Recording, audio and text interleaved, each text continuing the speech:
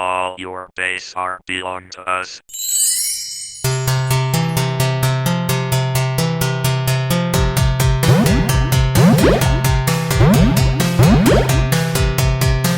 Hello, and welcome to Fake Geek Girls, a podcast looking at nerdy pop culture from both a fan and critical perspective, encouraging the things we love to do better. I'm Missy.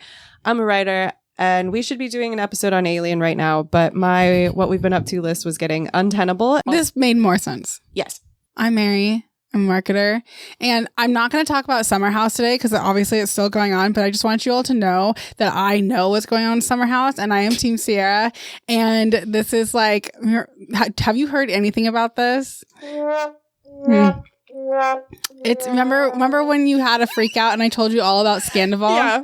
This is the same things happening, but different show and slightly different dynamics. So it's important that everybody know that we got a new mixer because our old one was going out, which is why the last, I think, couple of episodes sounded a little funky. And so I got a new mixer, which is, I think it sounds good, and it has less fiddly knobs. But what it does have is really important, which is things like this. I promise I will not use this frequently. However, it is our first time with this new mixer, so I had to use it. And when I make a really good point, it kind of sounds like rain. It does. It's kind of soothing. Anyway, I won't use that very often, No. but it was important that I do it right then. Anyways, I just wanted to address the elephant in the room. The elephant. That I know what's going on with Summer House, and I'm Team Sierra, as I'm pretty sure everyone is, but I do think it's messed up that Amanda's getting all the blame when West is the one who was dating Sierra. And somehow his follower count went up. It's just messed up. It's all so messed up. I know. Fucked up. And I showed you the man. You showed me the man. I showed you the man. These two beautiful women are over this man. That's the man. Now let's front load these Wuthering Heights opinions so I can get it out of the way. So, Wuthering Heights. Merri and I saw it. Here, I need to get a few things out of the way before we get into the Wuthering Heights situation. One, no, Merri and I have not read the book. Period. Yeah, I know that might mean you check out of my opinion immediately. That's fine. I don't care. Two, yes, I understand that Heathcliff's race is a common point of discussion and that casting Jacob Elordi was a capital C choice. Looking into Bronte scholarship, which, as always, as any form of scholarship, can be biased, Bronte scholars are divided as to the actual race of Heathcliff. So, academics can be wrong. I also think it's interesting, too, like, I knew, but is that a wishbone? Yeah, it's wishbone. Is that new? It was in my toys from when I was a kid that my grandpa had. Sorry, talking about Wuthering Heights. Like, oh, there's wishbone. It is wishbone. I completely lost my train of thought. Hold on. You think it's interesting. Jacob Elordi's race, Heathcliff. It's gone. It's gone. Wishbone took it out. It'll come back to you. I honestly 100% believe that this would have been a better movie if race was considered. However, I think that Emerald Fennell is not the person to 100%. tell that story. I think she would have fucking whiffed it. For all we know, she tried. Yeah. Because it's not like everyone's white. No. Third point, I do not think this is a good movie. And I'm not going to try to defend it on the level of being a good movie. What I am going to say is that I thoroughly enjoyed this movie. And I approached this movie the way that I have decided, like, that now I go into Emerald Fennell's movies, which is that I find them aesthetically appealing and creatively interesting. And that means when I come into them, I'm not necessarily like, oh, this movie is going to move me. I see what's happening there, and I find it interesting, and I find it intriguing. The problem for me with Emerald Fennell's films is that I think she finds a lot of things interesting, but does not have the skill to connect them in a level that is... She needs to do good. It with someone. Yes. And now that Missy's given you her very critique way of saying it's not a good movie, I'm going to tell you, at the basic level, I thought it was a great movie. Okay, so here's the thing. Loved watching it. Had a fucking blast watching it. It's a great movie. If you're not familiar with Wuthering Heights, and specifically Emerald Fennell's version, which is different, like it is substantially different. It is, as she described it, the fan fiction version of her as a feral 14-year-old girl. Like, this is how she imagined Wuthering Heights. She is not adapting the novel Wuthering Heights by Emily Bronte. She is adapting the remembered version from herself as a 14-year-old girl. But I've listened to an interview with her, and she says it's her comfort book. Yeah. So that's so interesting. I don't know. I think she has worlds that live in her head. Yeah, Emerald Fennell is living on a different planet from the rest of us. That's okay. That's fine. Wuthering Heights, in quotation marks, by Emerald Fennell. People really hate those quotation marks. I think they need to be there because this isn't Wuthering Heights. Well, from what I understand, the reason people dislike them is people will always be like, this is not a true adaptation. That's why it's in quotation marks. And that statement makes people mad. Okay, whatever.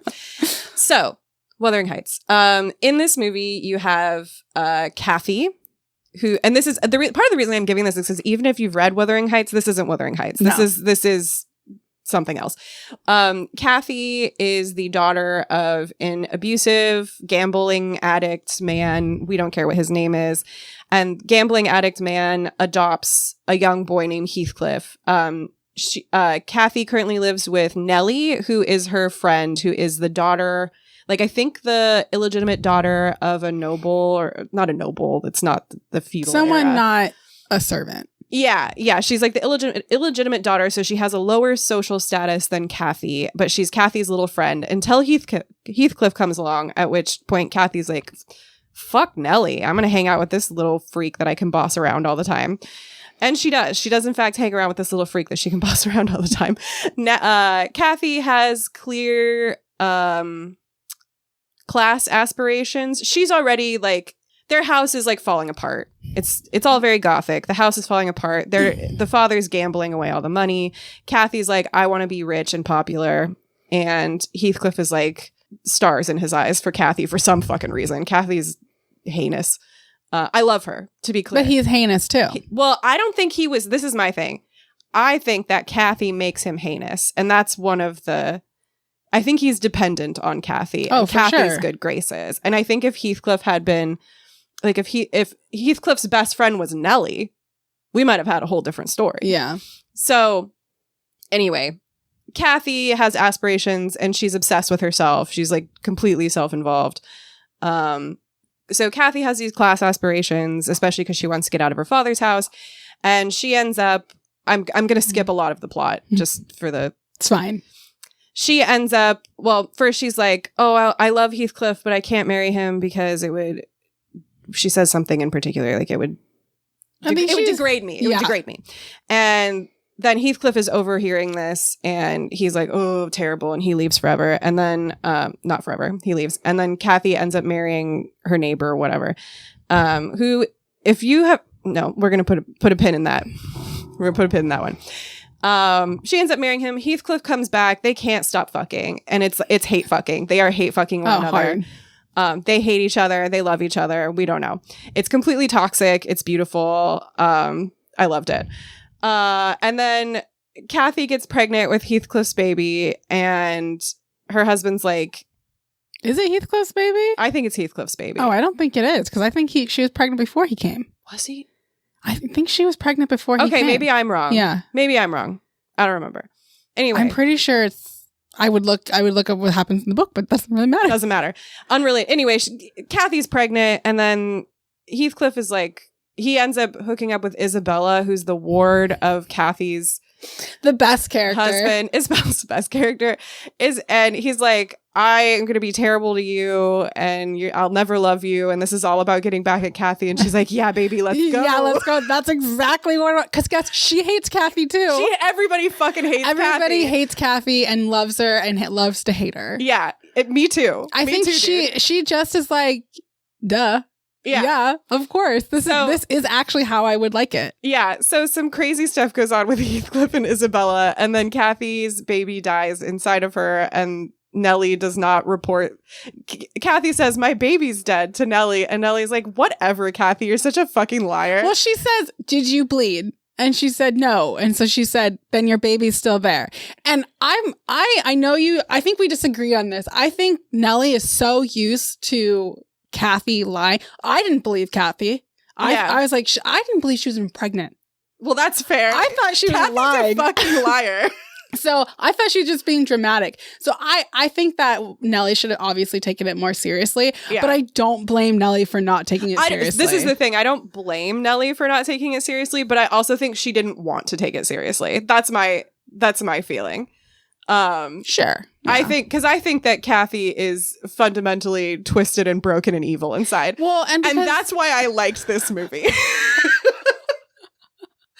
They've never really been around pregnant people. Yeah. So I can understand if you don't bleed. I mean, in most cases, when you lose a child, you bleed. Right.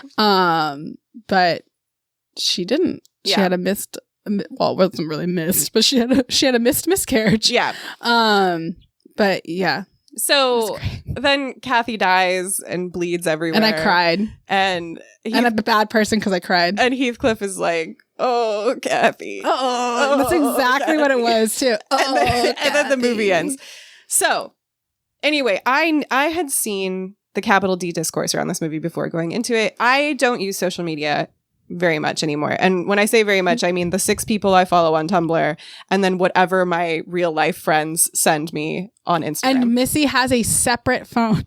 I have a separate phone on which I keep my social media. The only social media that is allowed on my phone is Pinterest because I don't see discourse there. Also, I have the funniest Pinterest bug, which is that the letter A goes missing from everybody's comments. And I don't know why this is. You can never update it. But it's perfect to me because the letter A is just gone. So whatever. Anyway, so I have very purposefully just detached myself from social media except for the 6 people I follow on Tumblr. And yet I was still being subjected to the fact that this is a bad, dumb, stupid movie, pointless, nothing to say, empty, smooth head. You can have a smooth head too. We're all looking for a smooth head. Everything's smooth.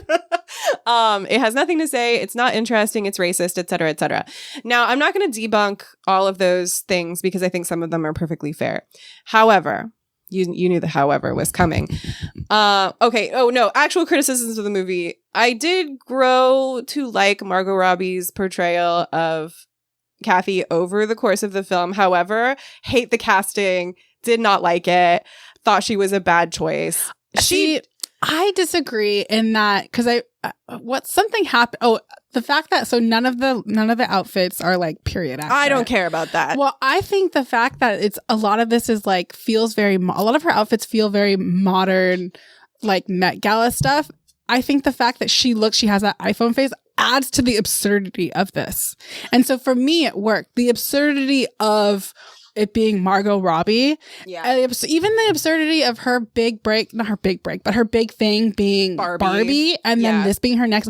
All of that to me just worked into this experience. So that for me, I liked that. If I thought that Emerald Fennell was smart enough to make that choice, I would agree with you, but I don't think that's what was going on there. I can't to me, this movie is the ultimate death of the author. Yeah. All the things that are good, I don't know if she meant to do that. Except for the grossness. I know she's into gross. But everything else, I'm taking it for what I see it. No, and that's so fair. So I went into this movie knowing this, and from what I had seen of the movie, I wanted to see it because I like the look of the trailers.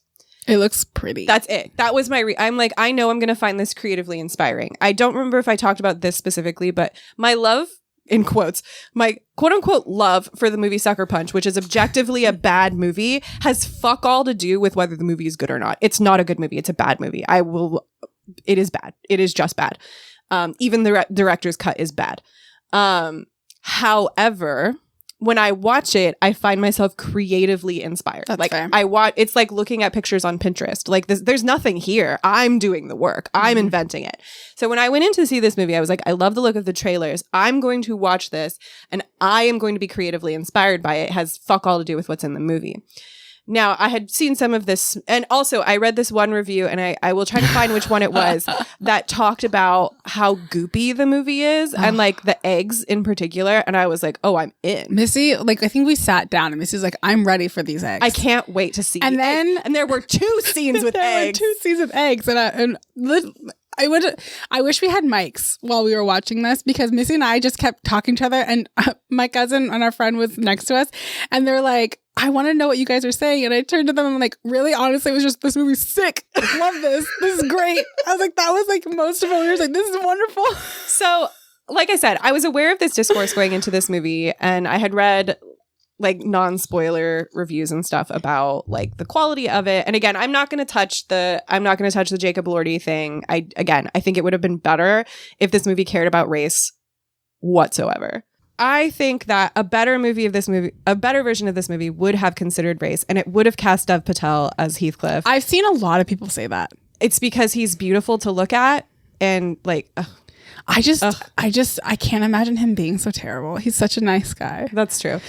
But I think that Emerald Fennell would have whiffed that so fucking hard. It would have sucked.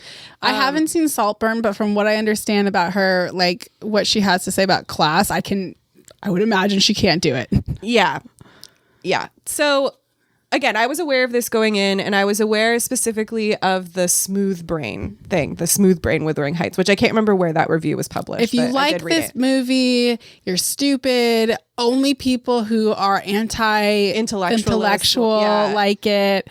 Imagine, I see oftentimes like imagine fighting people who like books. Yeah. Like things like that. So fucking stupid. It frustrates me because I'm like, you guys don't even do an ounce of the criticism in which I do on the podcast I am on. And you're all fucking wrong. So I had seen some of this, and after we saw the movie, and I genuinely enjoyed it, and I found it interesting on a thematic level in ways that I will discuss shortly. I'm priming the actual discussion. I have devoted my life to understanding what movie people saw because it's not the one that I saw, because a lot of these arguments from people who I know are intelligent, who have like things to say, who are thoughtful and thought-provoking, constantly saying that this movie is smooth-brained and shallow with nothing to say. This movie, and the movie opens before you actually see anything, when it's going, I can't remember what they're called, the companies that were behind the movie. There's a name for them and I can't remember what they're called. It opens with those, and then the sounds of moaning in the background, and it's clear, and like creaking, and it's clearly meant to evoke sex. That's very clearly what it's meant to be doing. However, when the movie actually begins, it goes to a scene of a man hanging, and he has an erection and might ejaculate. And there's a crowd watching because this was a period of public hangings where hangings were a spectacle that children would attend hangings. This is not invented history, which seemed to be some of the why would they do this? And well, that's what it was. That's what they did. That's history, baby. Yeah. Hangings were a public event. It was fun. Yeah. Icky, but people had a good time. Yeah. So, and then everybody started making out. Yeah. Well, I don't know if that's historically accurate, but so all of these people are watching this hanging, and the man gets an erection, which is common when somebody dies. Not to get the person dying gets the erection. It has to do with blood flow. Yeah. Anyway, so he gets an erection, he might ejaculate, and then the crowd starts going buck wild and like making out and like fucking. And young Kathy is there watching it, and like the look on her face is somewhere between horror and fixation. And to me, that's the movie, baby. That's it. That's the movie, baby. It is. And then it goes, think I'm gonna die in this house. I'm gonna die. And then I think that's the first time I turned to Missy and said, this is immaculate. That's exactly what I said. Yeah. So for me, the idea that this movie is smooth-brained and doesn't want you to think holds no water, because that immediate scene sets up what this movie, and I specifically mean the movie, is about, which is that thin line between disgust and fascination. This movie is constantly cutting back and forth between scenes of sexuality and disgust. One of the most, I think, impactful being a scene in which Kathy is watching two of the servants at Wuthering Heights hook up in the stables, which is where Heathcliff lives. And the most normal sex of the whole show, of the whole movie. These two servants come in, and immediately you almost get the impression that she's being preyed upon. Yes. Like it's set up in a way that's like, it appears as if it's threatening rape to this woman, but it turns out they're doing a deliberate exchange of power. She goes through, she picks out a bit if I remember correctly, a bit from the a horse bit, not like a comedy bit. No, like a horse bit. Puts it in her mouth, and then he has sex with her while they're doing a little bit of mild pony play. A little mild pony play. Kathy is upstairs near where Heathcliff lives, and she's peeping through the floor. And Heathcliff's way of protecting her, quote unquote, protecting her from this is to come lay on top of her and forcibly cover her face, which is crazy. So again, exploring this thin line between disgust and attraction. There are other scenes where, like the scene, this is, I think, pretty famously discussed now, the scene where Kathy is masturbating and Heathcliff interrupts her and just puts her fingers in his mouth. There's a scene later in the movie where you're seeing like this really viscous liquid and you don't know what it is. And it's clearly evoking vaginal lubricant and or very clear cum. And then you're like, ew, what is this? It's a snail. Yeah. It's just like, this movie is playing. That's where all of her focus is. Yes. All of it. So, like I said earlier, this movie is... Emerald Fennell has something to say. She is exploring visually disgust, attraction, sex, death, the thin lines between all of these things. And that was so fucking obvious to me while I was watching this movie that when I came out of it and was like, okay, what are people hating? I want to understand what people are hating.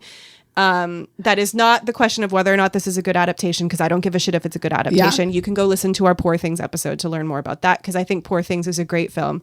I think it's a better book, and I think Poor Things the film is a bad adaptation of the book, but they're both good. I don't care if it's a good adaptation. I don't care if it's true to That's not interesting. That's not only is that not interesting, but I was discussing this with my husband, and he's like, why do people talk about film adaptations of books as if they are advertisements for the books? Or if it legitimizes them. Yeah, and it doesn't. Like, the purpose of a film adaptation is not to convince you to go read the book. If you want to go read the book, you know? So I do feel bad for people who picked up the book with the cover being the movie. Yeah. I saw that at Target yesterday. You're going to get a different thing. They did the same thing with Wicked, though. Yes, for sure. That's even worse because the movie was made for kids. Yeah. Well, not for kids, but it's family friendly. Yeah, it's at all ages.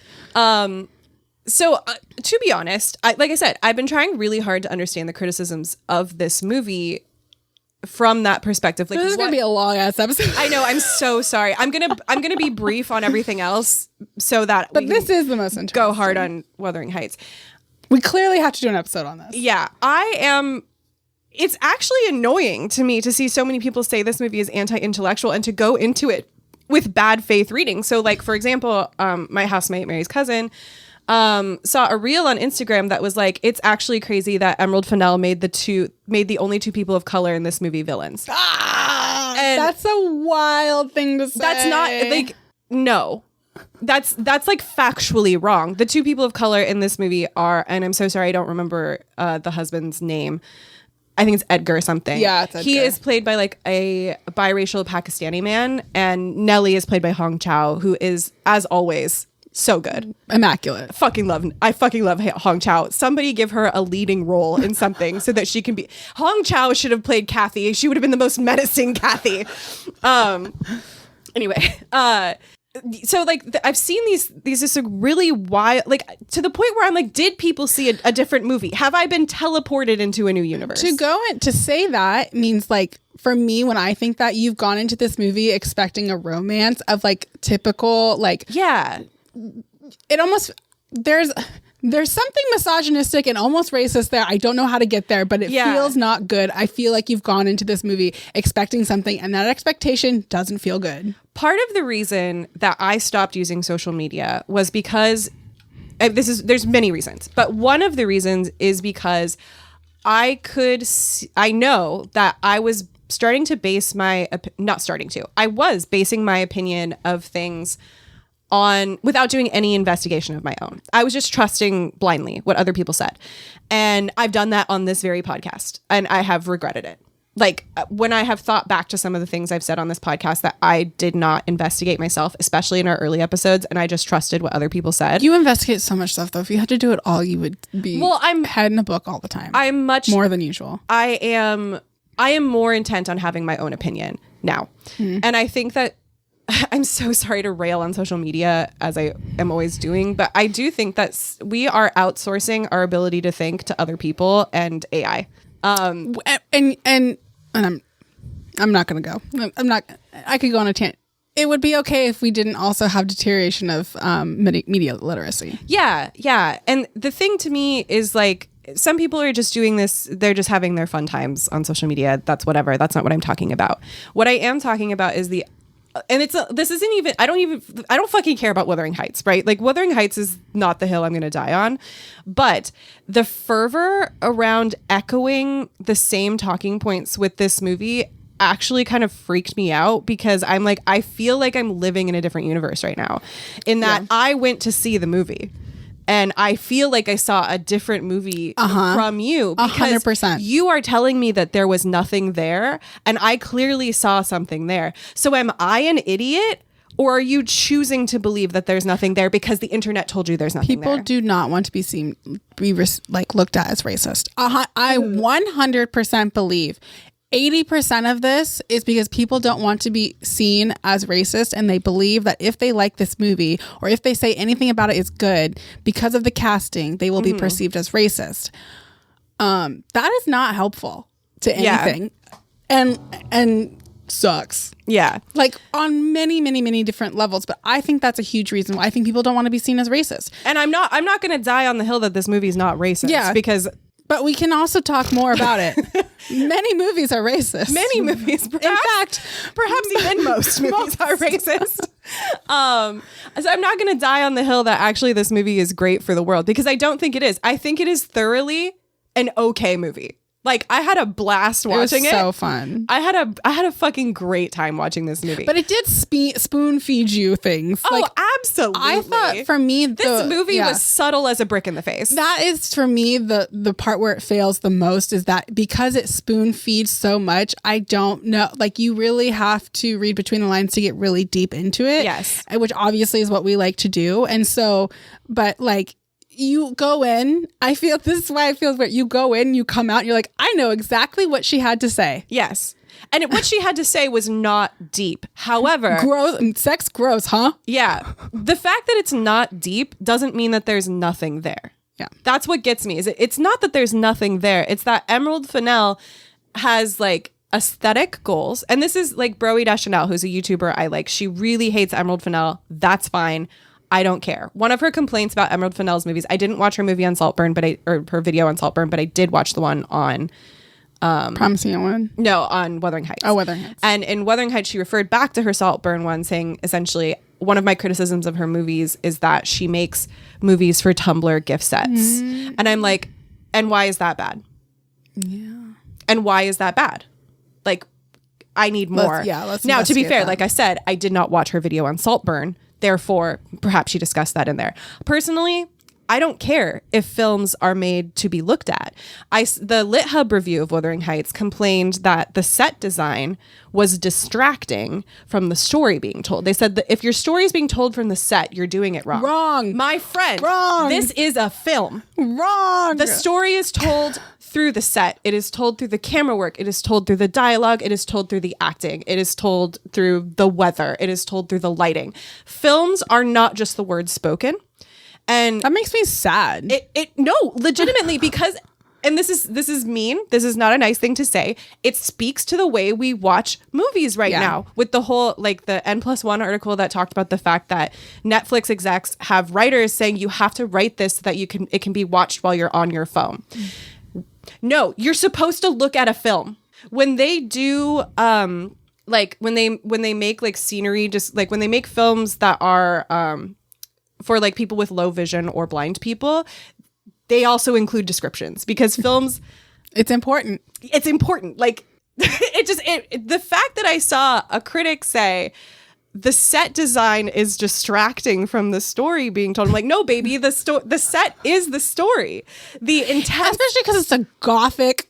Right. Like, that's a huge part of those stories. Is it maximalist? Is it absurd? Is it like almost insulting in its directness? Yes. The scene, I think you went to the bathroom during the scene, but the scene where Kathy's father dies, he's literally surrounded on either side by green wine bottles that appear like mountains. Like, yes, it's over the top. Yes, it's a brick in the face.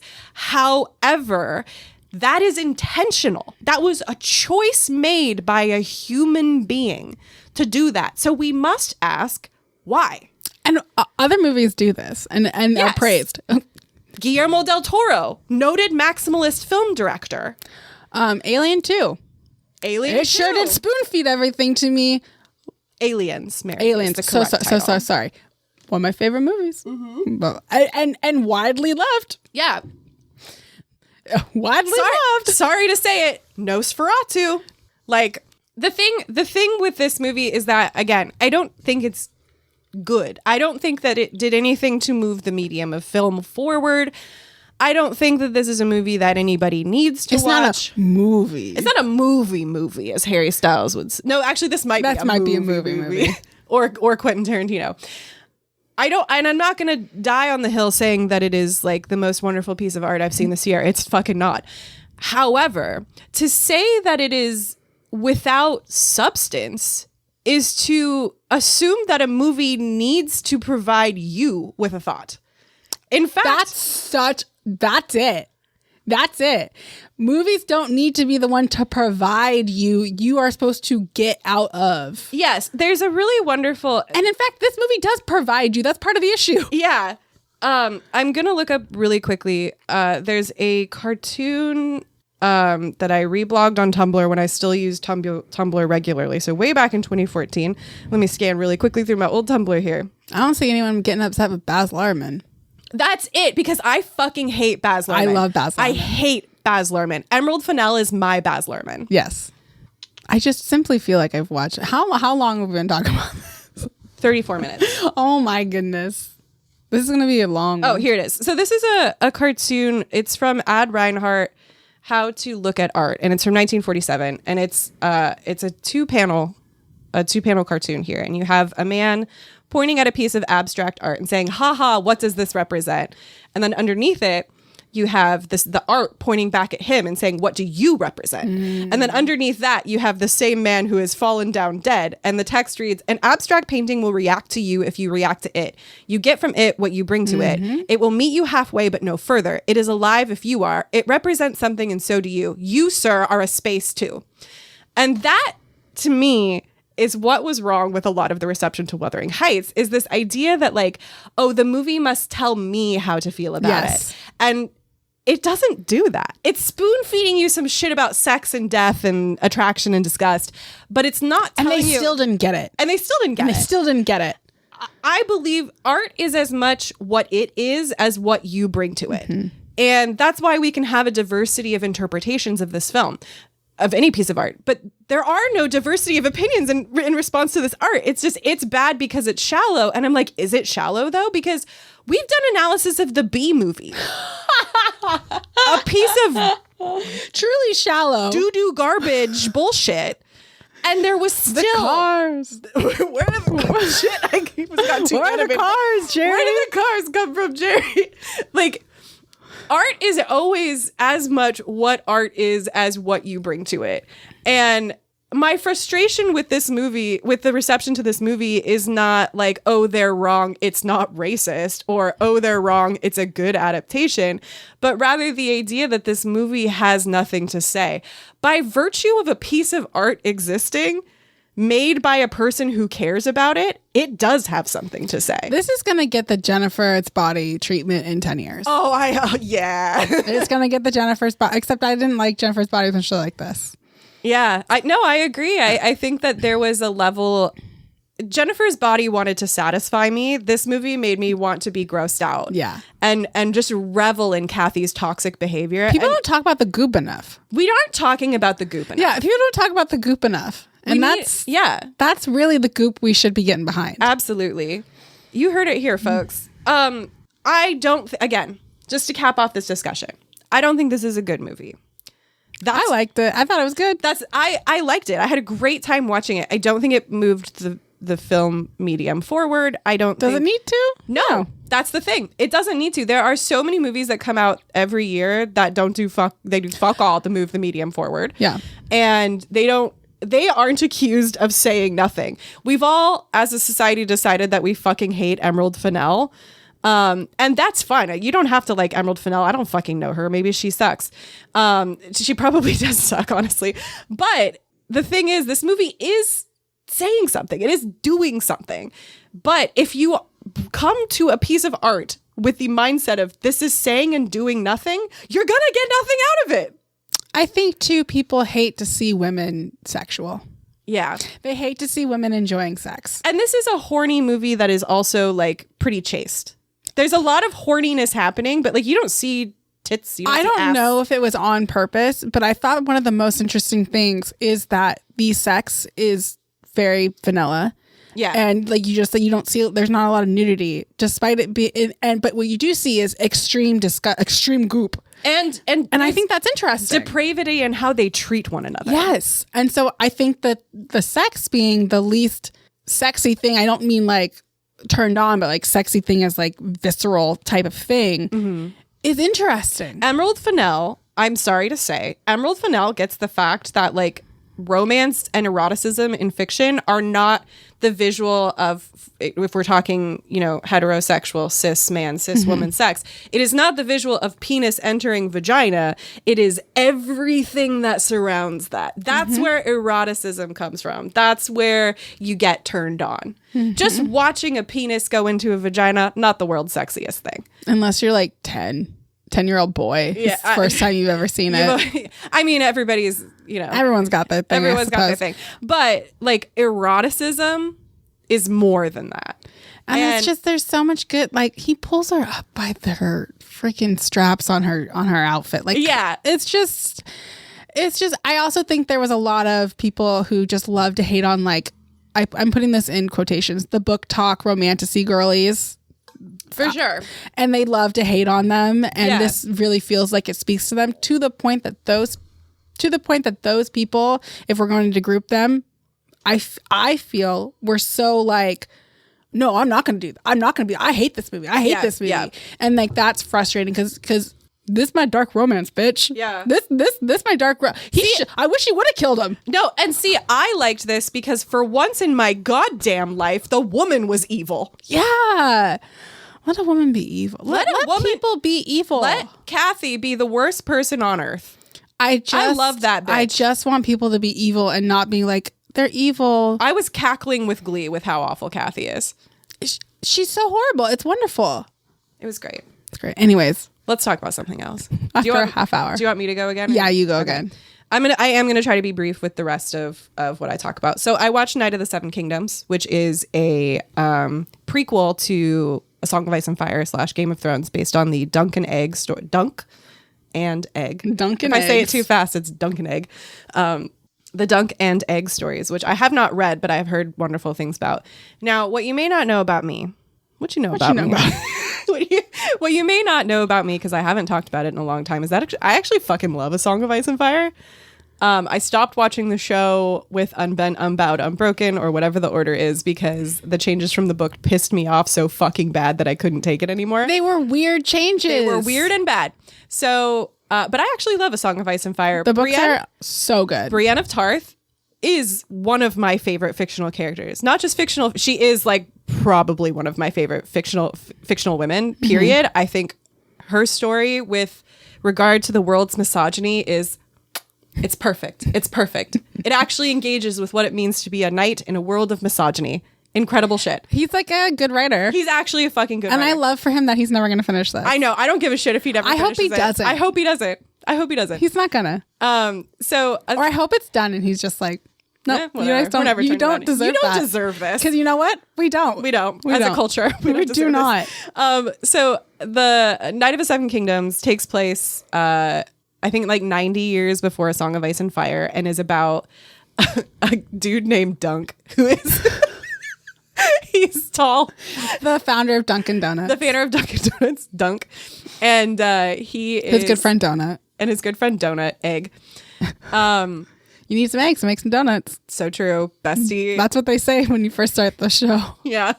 Actually, what they say when they first start the show, well, they say some things, and then Dunk has horrible diarrhea while the Game of Thrones theme plays, which was so funny. Immediately, I bet you were like, this is it. I was like, yeah, baby, let's go. This is for me. So he is the squire to a knight who dies, and he does not knight him before he dies, which means that Dunk is not a knight and needs to be knighted. However, he goes to a tournament. And he's like, I'm just going to tell everybody I got knighted. And he has to spend like half of the show getting his shit together so that he can compete in this tournament to become like a real like hedge knight, because nobody knows who he is. And nobody knows who he was squired to either. And he ends up assisted by this little bald kid named Egg, who's like kind of a little shit, but in a really endearing way.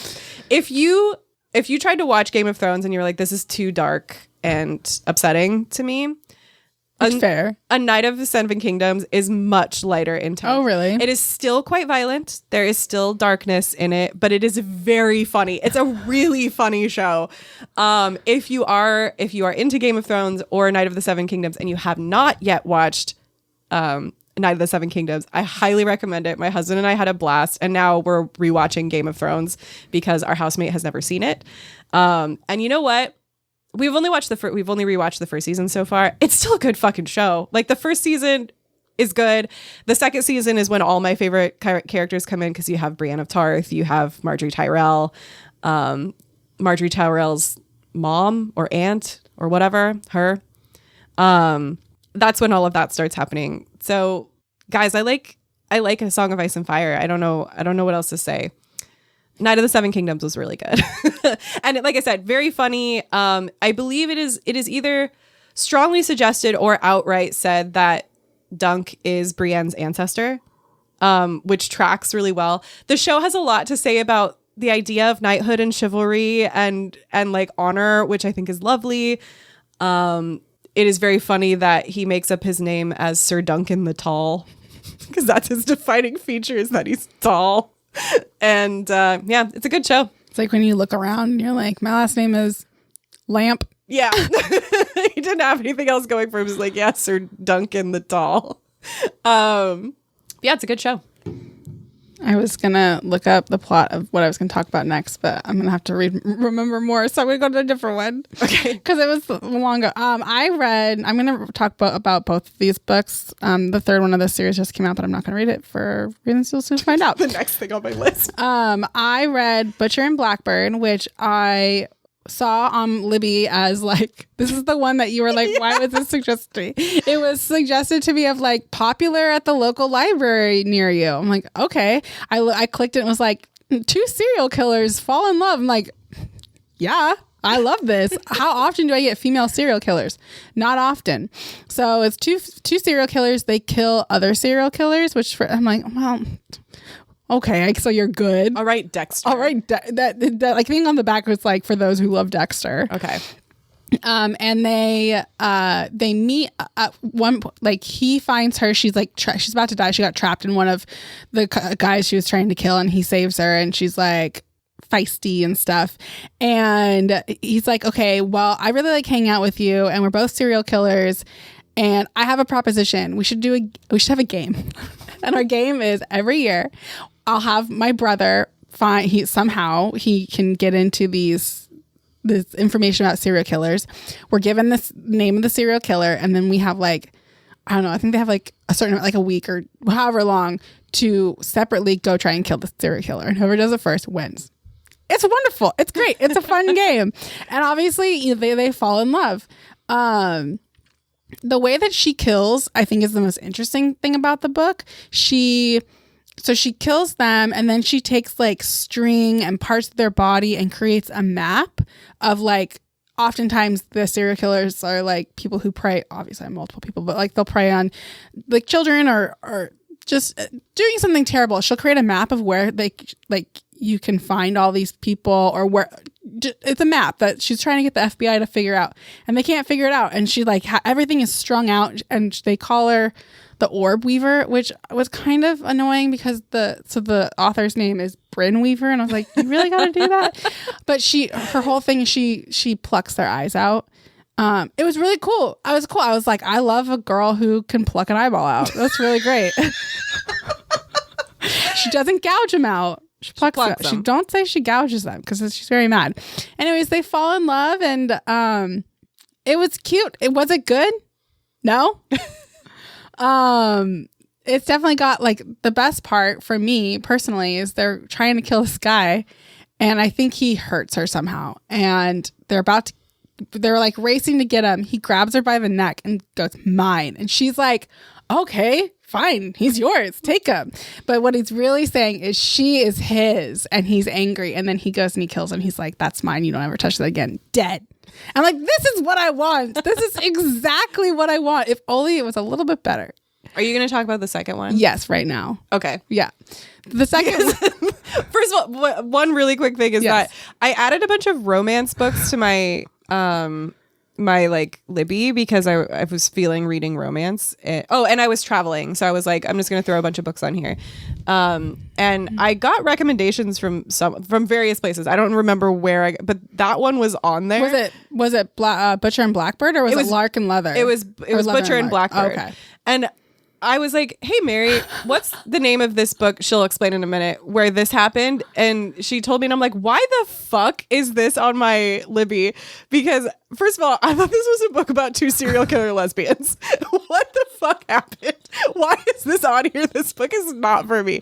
I have since removed it. I'm not going to read it. If you are the person out there who is writing the thing that Merri is about to talk about, plus serial killer lesbians, let me know, because I'll read that book. So in the first one, I read it. I'm like, this sounds good. But what I was really interested in is his brother. Like, he was like fun, silly guy from Ireland or whatever. And I love a fun, silly guy from Ireland. Yeah, he's a fun, silly guy. He's silly and it's very fun. But his brother's like the dark and broody one, blah, blah, blah. I'm like, yeah, I want to read about him. And then so the next one's about him and her best friend, Lark, who's like a singer and stuff like that. And in it, the best thing about these books, and it's heavily in the second one, is they're obsessed with Constantine. Constantine, the movie, in which Missy and I love, is brought up so often. At one point, she's like, can you please read me something? I'm trying to sleep. Please read me something on the phone. And he starts reading. She goes, is this the Constantine script? He was like, yeah, I've already watched. He should have been reading the novelization, which I read in high school. Yeah. And I'm going to buy a copy because it's like $5. You should. We watched it a few weeks ago. we were watching it and I was like, I can tell you a fun little detail about this movie because I have read the novelization. That random character you see there, that's his ex. Has no bearing on the story whatsoever, but she is in the novelization. That is so funny. So yeah, they like it talks about sorry, really, really quickly. Yes. I just want everybody to know that I went to a comic shop while I was traveling and I was buying the first trade of Hellblazer because my version is the old version that doesn't have the Swamp Thing story that if you've listened to our Constantine or our Hellblazer episode, you can hear me in there going, I know I read this story. Where the fuck is it? I know it's real. And it's because I read it originally in the second edition of the trade. So I was buying that and the guy who rang me up was like, is this your first time reading Hellblazer? And I was like, oh, buddy, no. Which he was not being rude. He was looking for somebody to commiserate with. And then we did, in fact, commiserate for several minutes. And we're almost late to dinner because of this man at the comic shop and I commiserating over Hellblazer and Sandman and everything. Yeah. What it is to be a fan of Vertigo comics. Anyway, carry on. So in the second one, you meet Lark, which is her best friend from the first one. I can't remember her name because Lark is rememberable because it's the name of the book. And her friend from the first book originally started killing because a professor sexually assaulted her best friend. So we start learning about her and her past and everything like that. And then the brother of the guy in the first one, he hates that he loves Lark. He hates that he loves her. Love that. Love a guy who hates, just does not want to love somebody. Merri, I have a romance novel brewing in my head that I think you're gonna love. Wonderful. I love someone like in the first book. She's like, can you please help her move? She doesn't have that. And he's like, oh, I don't want to help. She's like, she doesn't even have that much stuff. And he goes, why doesn't she have that much stuff? Like, yes, exactly. This is exactly what I want. But yeah, so she loves Constantine. She also is secretly killing people in like fantastical ways. And like, this is where I kind of start to lose it with this book of like, yes, I know I'm reading about two people who are serial killers and are somehow never caught. But she's like lighting people on fire with fireworks. And at one point he gets not the professor, because that guy's dead, but the person who runs the department into a cabin where she can kill him. And the reason is because he knew and he didn't do anything. And like, yeah, I know that's still really bad, but like, are we really gonna kill someone for it? I was like, this doesn't seem believable. Like, it got to the point where I'm like, this is getting too much, right? And I'm not getting anything from it. But she does kill a guy and puts him in resin for her table. Fun. And then accidentally chisels it down a little too much, and he's like, wow, I think your dog farted. What are you feeding the dog? God. And it was really good. And eventually she's like, oh, remember that smell? My dog's fine. Actually, there's just a dead person at my table. And that's when he's like, I love you. It's wonderful. But unfortunately, it also has some of like the best sex scenes I've read. So it did feel what the problem with this book, I feel like, is and a lot of problems with a lot of romance novels is I just feel like I'm reading to get to the sex. Mm-hmm. And that doesn't make for a fun, but I finished this book, but I wasn't really paying that much attention. I was just getting like, I just wanted to know what ends up happening. Mm-hmm. And that sucks because I like this dynamic that they have. It just kind of sucked. Like, I felt like the sex scenes were great. They were wonderfully written and I really enjoyed them, but I just felt like I was reading to get to them. Right. I don't think that she meant to do that, obviously. These books are really popular. This romance, and I think dark romance is probably one of the most formulaic genres. And I don't mean that in an insulting way. Mm-hmm. I mean that as like the romance audience wants and needs things to happen in a specific way. That's why it's romance and not like fiction. Exactly. Yeah. And that's not to denigrate the genre. I have no problem with romance as a genre. Dark romance has its own formula. And that means that a lot of times to be successful in this genre, you need to write to that formula. And that doesn't always create the most interesting stories or dynamics. Which is not to say that it can't happen. No. It can. It but absolutely can. Exactly. The first one was better because I feel like the murder scenes were so like the way that she murders and the way that it's written was so engaging, and like their game was the best part of that. Yeah. I didn't feel that way with this one. I think another one, I'm not reading it. This is about me personally, but I think that part of the reason that I prefer, like if I'm going to read romance, I'm going to read fan fiction. And that's because fan fiction is not beholden to commercial or consumer demands, which means it doesn't necessarily follow the formulas associated with romance. Yeah. I like to be surprised. I like not knowing what's going to happen, and that happens more often in fan fiction because they're not writing to expectation, to genre expectation. Again, no beef with romance as a genre. No. There are plenty of romance novels that I enjoy. But that's why it's romance though and not fiction. Exactly. Yeah. And that's and when you have a strict formula, you sometimes end up with things that are about getting to the next part of the plot that needs to happen. It just wasn't interesting, and it could have been. Also, my beef with the original Star Wars trilogy. That's what happens when you use a framework and you don't want to deviate from it. Oops.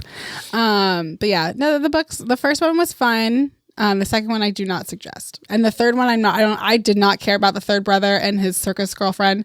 Sorry. I just did not care. Clown sexual. Clown sexual's back, baby. It's been back for so long. I know. We started it. It's true. Anyways, yeah. Speaking of things that weren't good and I don't recommend, I watched the movie Dear David. Stop. I'm so glad I wasn't here for this. So, Dear David, if you know, you know. Adam Ellis is a cartoonist. I'm sorry. Like, I'm genuinely sorry. I really do not care for Adam Ellis's work. I don't like it. That's fine. It doesn't matter. Adam Ellis is a very famous cartoonist. You have almost certainly seen his work. He works under the name Adam Tots generally, but he used to be like the BuzzFeed guy. He was the BuzzFeed comics guy. I didn't know that. Yeah. Oh, it's part of the movie.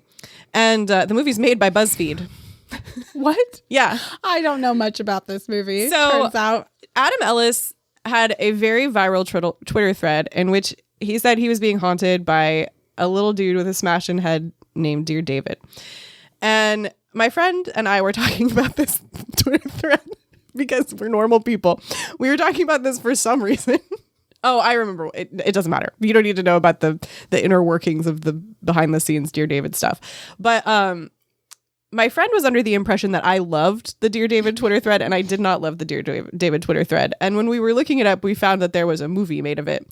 And the plot summary on Wikipedia for this movie is bonkers. Like, don't watch the movie, it's bad. However, reading the plot summary, it doesn't make any sense. It's the kind of thing where you look at it and you go, was this written by AI? And then you're like, no, only a human could make this incomprehensible. The plot summary of Dear David on Wikipedia is a beautiful work of human error. It reads as if a 14-year-old was transcribing the events of the movie while watching it with no regard for it being comprehensible. Because what it describes is literally what happens. However, it is complete and utter nonsense. Anyway, this is a terrible movie. It is also character assassination on Adam Ellis, a cartoonist I do not even like. They make Adam Ellis out to be the worst boyfriend. They make him out to be so whiny and so stupid. And he hates everybody. And also he's being haunted by a little dude with a smashed in head. This sounds like it could be great. It's not. Who is the victim of online bullying. What? I want to look up stills from And this. Adam Ellis cannot log off. The man needs to, in the movie, the man needs to log off. Oh my God. Is this a horror movie? It is a horror movie. He's being haunted by the little dude with the smashed head. And there's Loopy Linda. Anyway, all I need to say about this movie is that it was terrible. It was really, really bad. I don't recommend it. However, read the plot summary, and if you're like, I need to understand how these events connect, then you could, yeah, that's Dear David. Then you can watch the movie, but it is bad. But it was really funny to watch and to read the plot summary. There's another Dear David movie. I don't think it's the same It's plot. not that one. It's not that one. That is not the ghost one. So this movie was bad and I don't recommend it. However, it was an experience to be had with friends. It's one of those things. You don't watch the movie because it's good. You're watching it because you're having a fun experience with your friends.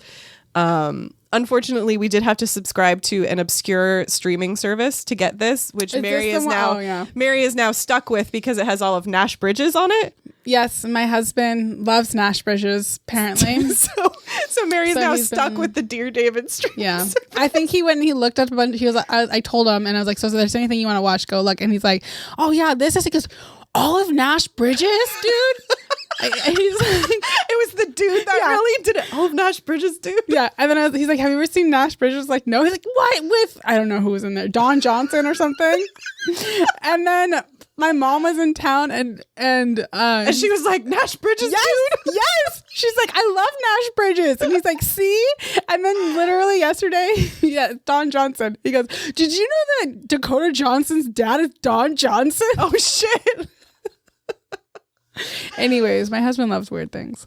Do you want me to do another one? Yes, please. I'm actually going to knock out 3 of them. Perfect. At once. Missy does a lot. So I did watch almost every Oscar movie before the Oscars this year. The 2 that I did not watch were F1 because I didn't care, and Sentimental Value, which I did very much care about. However, I made a mistake and I thought I understood that a friend's birthday party was at 6 p.m. and it was actually at 3 p.m. So I started Sentimental Value, and then my friend called me at 3:30 and said, hey, where are you?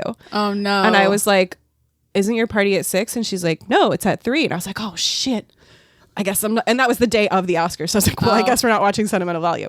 So I watched every Oscars movie, and I talked about several of them in the last episode. I'm not going to talk about the Secret Agent. I liked it, but you got to have at least a little bit of knowledge. Is that the one politics. in another country? Yeah, it's Brazil. You have to have at least a little bit of knowledge going into it, or you will be confused. I was very confused. However, that man is a babe. He's a babe Who in a is it? very What's it specific called? way. I'll look it up. The Secret Agent. You may not agree with me, but that's because you're not seeing him in action. I see. He's a babe, and he's especially a babe in one part.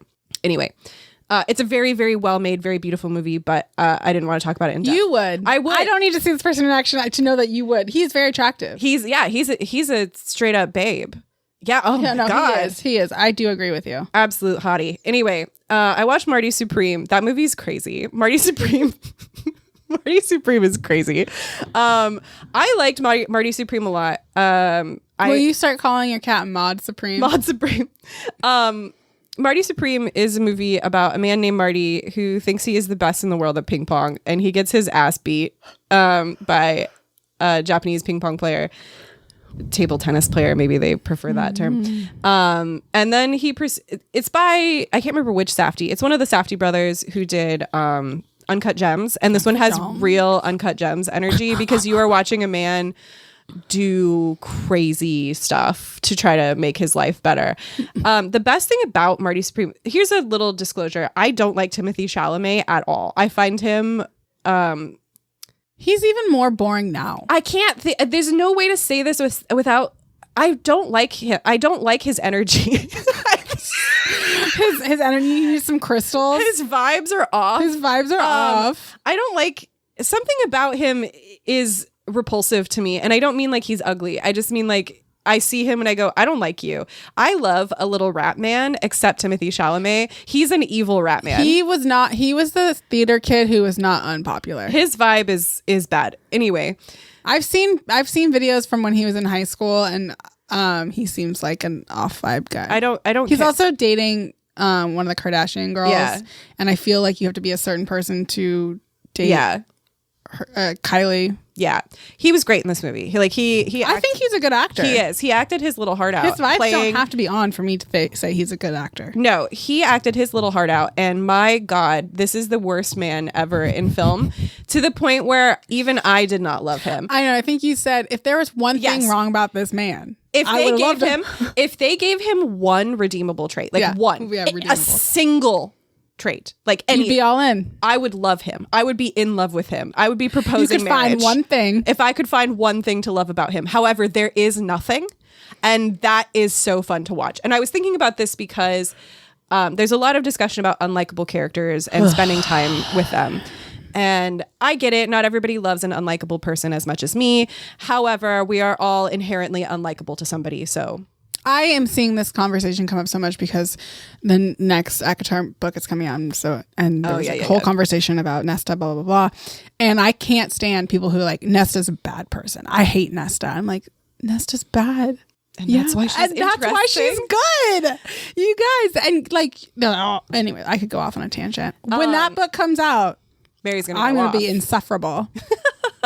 So Marty Supreme, the movie, could not happen if this man was not unlikable. And I think that Marty Supreme is an interesting work of art. And therefore, we do actually need unlikable people in fiction, because if this man was likable, the story wouldn't happen. And also, again, we are all unlikable to somebody else. So. Also, we need to embrace the fact that we can, like, we don't need to, like, twist ourselves. Actually, he's good because... Oh, no, this man has no redeeming qualities. None whatsoever. There's nothing good there. And that's what's good. Yeah, it makes him compelling. Yeah. So I thought Marty Supreme was good. It wasn't my top contender. I did think he was going to take Best Actor, but he didn't.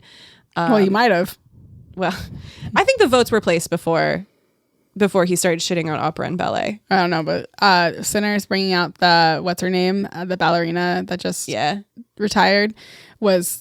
Also, Michael B. Jordan deserved it too. I know you know nothing about Summer House, but apparently Rihanna is trying to hook up Sierra with Michael B. Jordan, which is the best thing ever. Wow. I also watched Train Dreams. Train Dreams became my favorite to win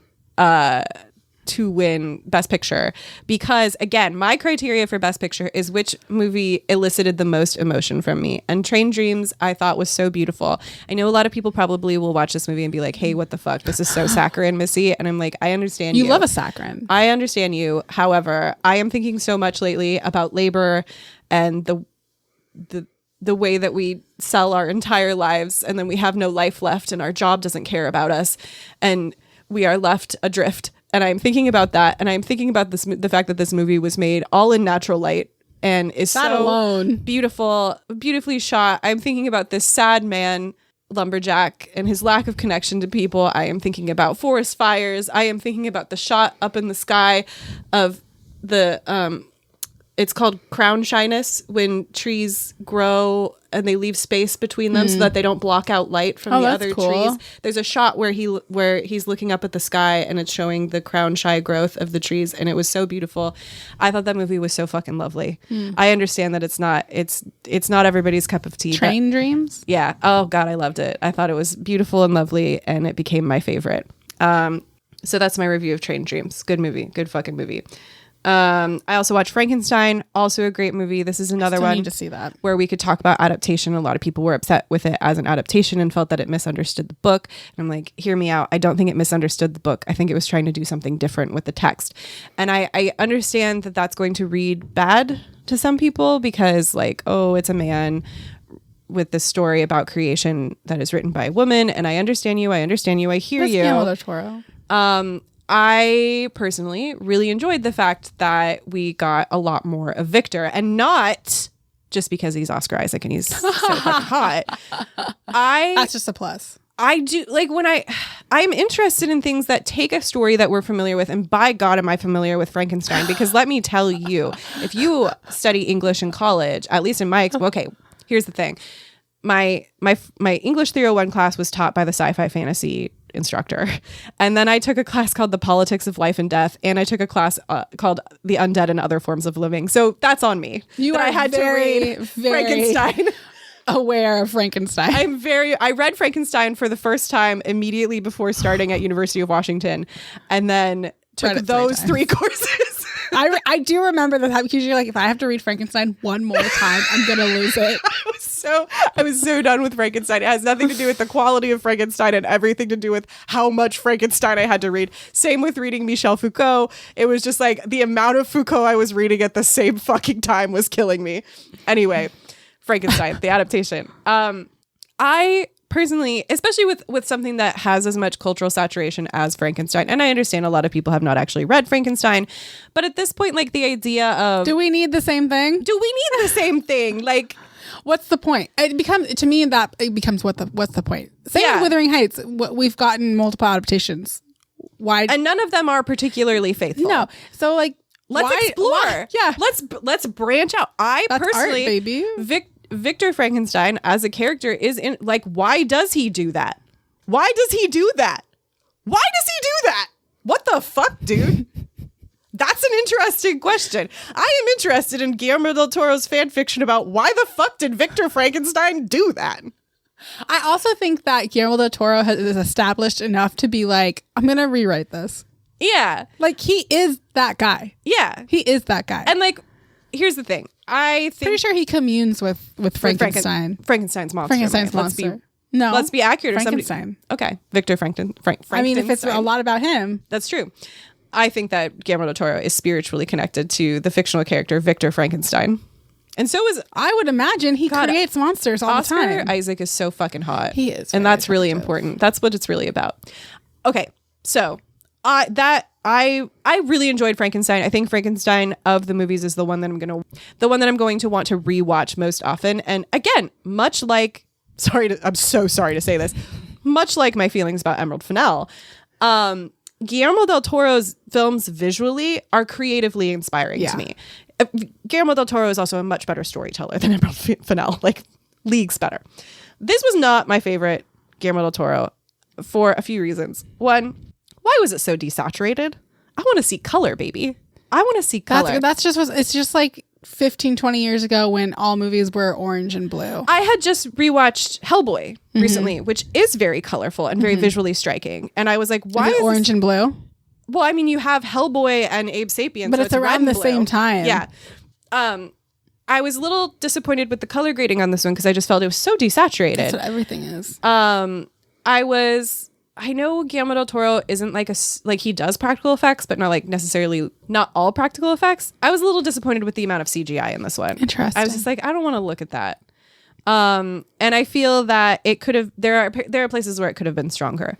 Overall, really enjoyed the movie. Of course, I enjoy everything Guillermo del Toro does. I don't think I've ever seen anything Guillermo del Toro has done and been like, oh, that sucked balls. I haven't seen everything he's done, but like, he also seems just like a good guy. Yeah, I find him like my least favorite thing by him is Pacific Rim. And that's just because I'm not a big robot girly. That makes sense. I'm just not a big robot girly. Some girls are big robot girlies. That ain't me. Some girls are big sword girlies. Yeah, I'm a big sword girly. But overall, I really enjoyed it. It wasn't my favorite to win, and I'm glad it won costumes though, because again, I think it won costumes. Mia Goth's outfits in that movie were choice, excellent. Overall, good film, and that's it for my from your Oscar my movies. Oscar takes. I was rooting for Train Dreams. I do remember you saying this. I remember you watching. You're like, this movie is great. Oh God, it was so beautiful. It was so moving. It's originally a book, right? Oh, I'm sorry. I'm so sorry. Yes, I did not say this, and I should have. So, I wanted Train Dreams to win. Mm-hmm. I expected one battle after another to win, and it in fact did. I am disappointed that Sinners did not win because I do think Sinners was the only original story. Really? Yeah. The rest were, if I remember correctly, all based on something, and every fucking movie is based on something. I haven't seen Sinners. You should. Sinners is really good. I know. You will really like Sinners. We gotta be celebrating movies that are original stories. Like we gotta. And I say this as a book lover. I say this as a book. I love books more than I love film as a medium. But you also love stories most. I love stories more than anything. Is what I love is stories. Yeah. And it was kind of disappointing that the majority / all of the other ones were based on books or real events. Man, it's not surprising. Yeah, it's the world we live in. It's and have for a little bit. It's just kind of rough to see. Like extra points, even though like Sinners wasn't my favorite. Extra points to Sinners for being an original story told in this media, intended for this medium. Yeah. You know, like extra points created for it, exploring, not adapted. Yeah, exploring how a story is told in music, in dialogue, in set design, like all of these things. That to me is beautiful, and I think is deserving of more honor than an adaptation of a Thomas Pynchon story, which is lovely, and it was a beautifully made movie, and it was excellent. But I would like to see original works win more often. Yeah, I read Caught Up by Navessa Allen. This is the second book. Last time I talked about Lights Out, which was about a stalker, which was a fun book. It's being made into a Netflix movie or show, one of the two. Wild. Seeing as some of the things that happen in that book. This is the second one in the series, and it is about one of the people in the girl in the first book's family who's in the mafia. Her extended family's in the mafia. They don't really talk too much about it in the first book. It's not a really big. There's a small part of it, but so. Takes place. His name's Nico, but they call him Junior, which is a terrible name. I don't want to hear about Junior. But he is like the fixer in the family who is in a. The family is a mafia family, but they don't run the mafia. They're just in the mafia. They're the fixer people, and he's like ready to get out. He's like, it starts with him throwing a car into the water, and was like, this guy. We're done with him. We're good. We're throwing him in there. We're good. Over. And now I can go after his daughter. Who is a woman in which he was in love with in high school. Some things happened in high school that made it so they can't be together. And now she is a very prominent sex worker on OnlyFans, on their version of OnlyFans. And he pursues her, and she owns a sex club. And it was an okay book. Like I was really searching for some dark romance that is dark. That I don't have to read 17 books as well. Like I'm so sick of being like, this is 3 books, despite reading the Emily Wilde books right now. This is like 7 books in the series. I'm like, I don't want that. Just give me a book. That's why I was okay with this one, because it's a standalone, but it's still part of a series, whatever. Also, again, just from a genre perspective, Yes. the goals of something like Emily Wilde's Encyclopedia Yes. for Fairies are different from a 7-book dark romance Yes. series. Like the way the story is told is different. Just a lot of stuff in that like romantic umbrella is like 7 books, and I'm like, I don't want that. yeah. I love when I get something on my Instagram that's like, here's a standalone book you can read. Yeah. And I'm like, that's exactly what I want. I don't need to, like, Sarah J. Maas she has 2 new books coming out, and people are like, you got to read all of the books in all the series because they're shared universes. I'm not doing that. She had to split up the book that she did into 2 books because she said that her publishers like, we can't produce a book that's more than 1,000 pages. They literally can't bind it. Right. And so she split, like, I don't need that. I don't need that in my life. And this was darker than Lights Out, which is why I read it, because I wanted something a little bit more darker. But like, I don't know. No one out here is writing no one's out here with like writing some bad guys. They're all redeemable, and I get there has to be some type of redeemable quality for me to like be into it. But like, I just need, like, he wants to get out of the mafia. You want Marty Supreme level dark romance. But instead of hitting balls, he's killing people. Yeah. Like, he wants to get out of the mafia, and he wants to like create himself a legitimate life, and that's fine and that's dandy. But what if he like took over the mafia, and killed everyone on the way? What if he just did that? I wish I could just beam. I wish you could too. I wish I could beam. I wish you could too. I'm so sorry. I haven't been working on your dark romance novel, but I've been cooking. There's something cooking in here, and I wish I could beam it. I want you to beam it onto a readable form. Yeah, I think this really what it speaks to more broadly is that people want redeemable bad people. And like, I totally understand. Yeah. They want a bad guy who is actually not bad. He does a few bad things. He's in the mafia. Like, people who are involved in the mafia, the people they're killing are bad, right? So it's fine when I've said it before and I've said it again. We can't consume our way to morality, and that includes sometimes like. As a person, and I'm sure I've talked about this before, I have a lot of thoughts about my own quality as a person. And whether I am inherently evil. You're such an idiot is what you are. And I'm an idiot. However, part of the reason I'm drawn, especially in music, I'm drawn to music that explores ugliness because I am a person and I have ugliness within me. So I often go into this in music and identifying with my most toxic trait is that all of my favorite characters are the worst version of myself, but a man. And also, I could fix him, but it would destroy me. Yeah, that's terrible. That's great though. And that's the kind of thing that I'm drawn to. I'm drawn to this in music. I'm drawn to this in fiction because I am concerned with my own morality and the type of person that I am. And when I explore this through fiction, it is fascinating to me and it is cathartic to me to let myself be the worst version of myself. Yes, I have discussed this with my therapist. And yes, part of the reason that it's always men is because people don't let women be evil enough in fiction. True. This is so true. They don't, and not just evil, but like fucked up enough. There's just like one of the few examples that comes to mind immediately is Nadia and Russian Doll. Nadia, I'm gesturing toward the sky. Nadia, you are everything to me. You are everything to me. You are perfect to me. But like, there just aren't enough of these. I just think people are afraid to write them because and like even these men, like they're afraid to let them be as bad as they want to be because it supposedly reflects something bad about. No one can like that book now. Yeah, if you enjoy it, it reflects something bad about you. But the fact is, I'm so sorry to tell everybody this, but there is actually a seed in all of us that is disgusting and fucked up and evil. Yeah. And it would actually be better if we all acknowledged that, I think.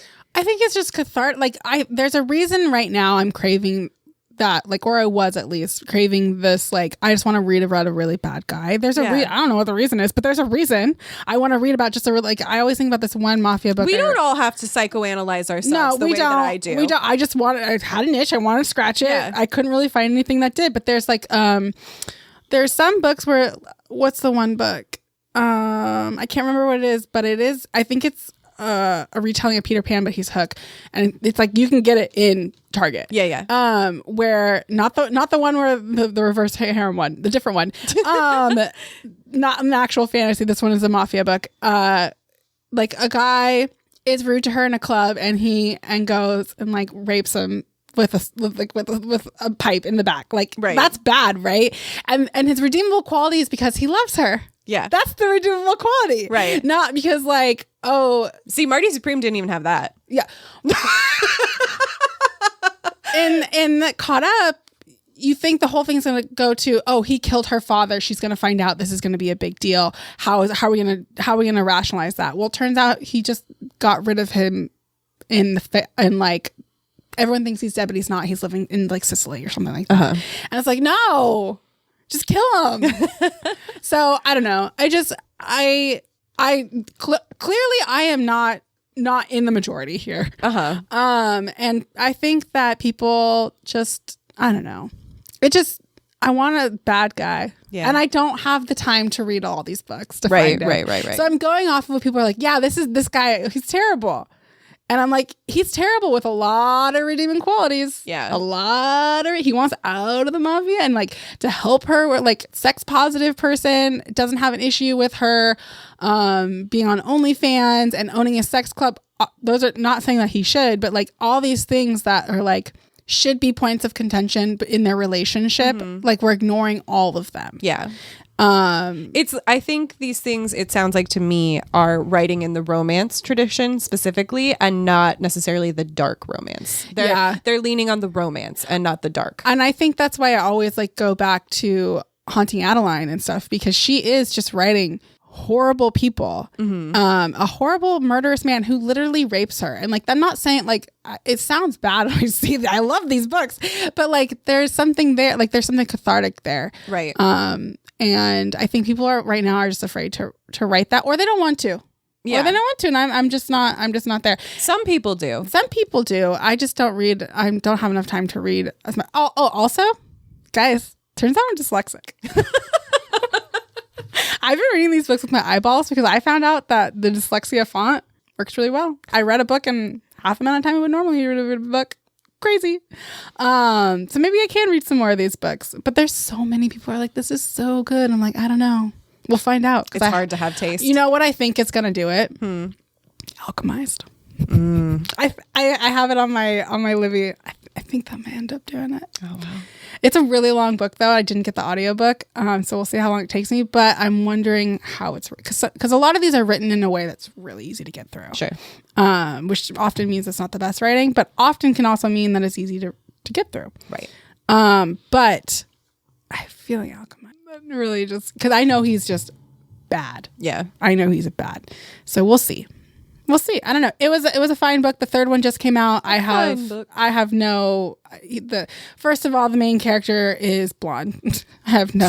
The main character in the Emily Wilde books is also blonde, but he's fey. So that's like half of them are. My favorite fictional character is blonde, and I just have to cope with that. Sometimes you have to cope with things you don't like. That's one of them. Is the fact that my favorite fictional character is blonde. So. But yeah, they're making those books into Netflix movies, shows, something. Did you? I think we got so off topic. I don't even know what you were talking about. Caught Up, the second book after Lights Out. It was the second book in that series. Yeah. Okay. I read a book. Whoa. I read Babel by R.F. Kuang. That book fucking rules. That's a good ass book. So I'm gonna put it on my Libby right now. Babel is it's sort of an alternate history that takes place in the 1800s in England, and it is about a kid named Robin Swift, who is look what's available. Oh shit. Borrow.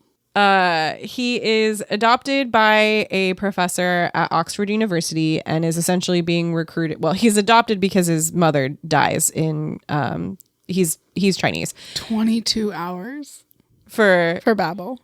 Yeah, it's a long book. I have it right here. It's a big boy. Do I listen to it or do I read it? I'm going to try it. It's not particularly easy. Oh, I'm going to listen to it. So, this kid named Robin Swift. He names himself Robin Swift. He is he's adopted by this professor from Oxford. And in this universe, Oxford has a institute called Babel, which is specifically for translation. And it's because it takes place in this alternate universe where England has pioneered, but England has created this magic system in which silver is the main form, I think perhaps the only form.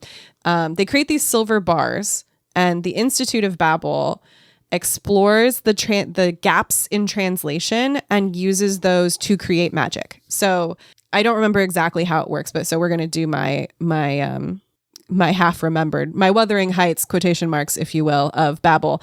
So you have a silver bar, and then you have a word that means fire on one side in a language that isn't English. And then you have a word on the other side in another language that means intelligence or whatever. And then once the bar is activated with the gaps in translation here, you can create a love of learning or something like that. Does that make sense? It doesn't make sense, but it kind of makes sense. No, it makes sense. It's so this guy, this professor at Oxford has recruited and adopted this boy to come work at Babel. And the reason and to study at Babel. And the reason is because they need native speakers of different languages in order to power their magic, which furthers the British Empire. So Robin goes to Oxford. He meets up with several other students who are also marginalized who work for Babel. There are three students of color in his friend group, and then one white woman. And the book is an exploration of class, of language, of translation, of violence, of empire. I might have said that already. Of imperialism. It ruled. It fucking ruled. I loved it. I thought it was so interesting. I thought it was just, I think people kind of turned on R.F. Kuang after Catabasis, which is her newest book. And we're like, oh my God, she's so obvious all the time. Why is she? And I haven't read that one, so I don't know. However, one of my favorite things that I have written is a review of Hellblazer number 8, the Simon Spurrier So one. random. One of my favorite things I've written is a review of the eighth issue. And the reason that I bring this up is because I use in that there's a famous quote from Garth Marenghi's Dark Place, which is, I know writers who use subtext and they're all cowards. And the point of that is a joke in the show, which is like, Garth Marenghi is not a good writer. He's a fucking hack. However, there is a time and a place for a lack of subtlety. And in that review, I talk about why the lack of subtlety in Hellblazer is actually important and works to serve the story. Similarly, in Babel, the lack of subtlety, the footnotes that tell you outright when a story that is being told to the character is false, and connects it to real history, there's a purpose to that. And I think it's very effective. I think that there's a time and place for subtlety, and there's a time and place for a lack of subtlety. And knowing the difference can serve a story very, very well. Again, haven't read Catabasis or Catabasis. I don't know if that applies there, but I think I sort of started seeing it retroactively applied to Babel, which was very well received. Yes. And you know what? I don't give a fuck if R.F. Kuang isn't subtle enough. I simply don't care. I think what she's doing in this book is necessary. I think what she's doing is interesting. I think what she's doing is insightful. And sometimes we need to be confronted with these things head on. The twist, I guess it's not really a twist, but like a major event that happens in this book, you should have seen it coming a mile away. Like you should have seen it coming a mile away. But the fact that I didn't tells you something. And you usually do see things coming. And the funny thing is, she straight up tells you it's going to happen. Oh, so it wasn't even on your radar. Like there's a point where she says, this is what happens. And then I go, oh no. Oh shit. No. If you read it, you know what I'm talking about, but it's a huge spoiler, so I'm not going to spoil it. But it's one of those things where like, sometimes you need to be confronted by your own bias. And the only way that you can do that effectively is by stating it outright, you know? It's kind of how I feel about the difference between my response to Knives Out, and it's the fact that it implicates the audience versus Glass Onion, which does nothing to the audience whatsoever. I'm not any of those people. I understand that like I'm supposed to identify with Janelle Monáe's character, but I'm still not Janelle Monáe's character, you know? You could never get close to her. I could not. She's too beautiful. And I am an ugly hag. You are an ugly hag. This is a running joke lately. We all make fun of Missy's looks. Yeah, because I am such an ugly hag. So I loved Babel. I thought it was great. Highly recommend. It does exist at the nexus of several of my interests, so maybe you won't love it as much as I do. However, I thought it was a great book, and I highly recommend it. How many do you have left? 2. Okay, perfect. I have 2. I'm so sorry for the length of this episode. What are we at? 133. My next 2 things are not anything exciting. I mean, don't have too much. Merri, I think they're very exciting. Okay. Are you ready? I'm ready. I watched Southern Hospitality. So Southern Hospitality is a Bravo show. I had like this past year, I've been like, I'm going to watch all these Bravo shows that I haven't watched. So I watched like all the Real Housewives. I caught up on like all Summer House. I haven't watched Winter House. Southern Charm, and I had finally gotten through everything. I'm like, I kind of got through. Like, what do I watch now? And then I saw something like, oh, there's Southern Hospitality, which is a spinoff of Southern Charm, in which they essentially tried to remake Vanderpump Rules, which is a show about people who work at a bar. So this is a show that people who work at a bar in Charleston, and it's like a luxury, like you have to buy a table, and it's like thousands of dollars and stuff like that. And some of the worst people on it. It was actually really good. It was really interesting though. So what I do praise this show on, so it follows any other type of Bravo type of formula. There's people on it, they have disagreements, and as seasons go, things change and like different weird things happen. But something that this show does that I don't think other shows do is it consistently, not just like one-off, but it will consistently talk about the dynamics of race and sexuality. There are multiple people who are not white on the show, and there's a couple of people who are gay men. There's, I think, the first person who's openly bisexual in the newest season. And like that's just, it's part of the story. It doesn't, like, there are times in which it becomes like a storyline and like this big thing that we're going to address, but it also just is like, I don't know, it's woven into the story as a way that seems much more realistic than it is like watching Southern Charm with one black woman on it and dancing around race sometimes. Or I think it does these things better. And I think maybe because it is a show that doesn't get as much publicity, that it's able to do these things. I don't think it does them great, but it takes more risks than other Bravo shows do.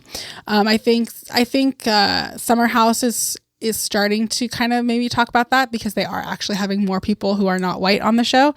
But yeah, it's a good show. I caught up to the newest season in like a week. It's really good. But that's really, are you okay? Sorry. I'm crazy. I think, well, speaking of crazy, I had a very small cup of coffee, and then I had a little more. Missy. And now I've lost my mind. You're crazy. I do have to say that I think Maddie is crazy.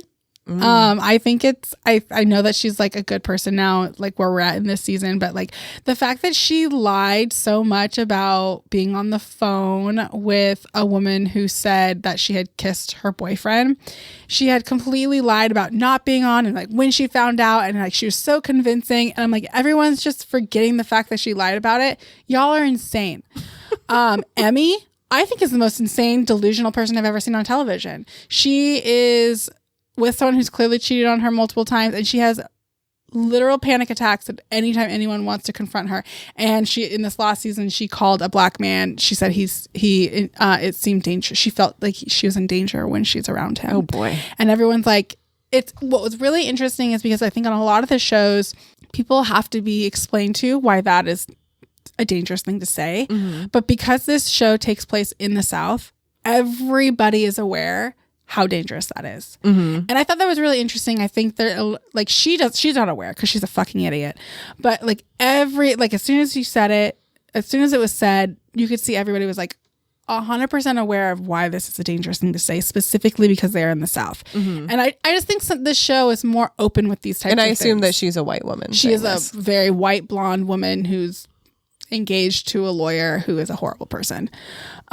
She's just crazy. So I just think I will give it props for being a lot more open to having these conversations than other, like, you can tell this show doesn't get a lot of money. It doesn't get a lot of time because the reunions take place in the same place that indie films Watch What Happens Live. And like, if you watch Bravo, you understand what I'm saying in that. So I'm nodding as if I do. Yes. You honestly, I feel like if I were to tell you to watch a Bravo show, this would probably be up there because they're so delusional. I think you and Josh specifically would love it. They're so delusional. I think you like, they straight up show Maddie having sex. Like, there's a blanket over them, but like you see him thrusting into her, and I'm like, can we do like? They are the Is that allowed? They are the Animorphs of Bravo shows.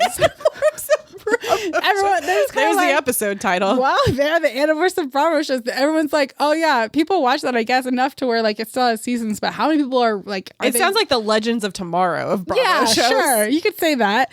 And they kind of just do it. Why is this show dealing with issues of race and sexuality in this very weird universe that's been created? Well, like they had is anybody watching this show? They had a whole situation because one of the men who's been on there consistently, he's a gay man, and he talks about how a lot in the South he has to deal with straight, I'm putting in quotations, men who have sexual encounters with him and then are like, oh no, I'm straight.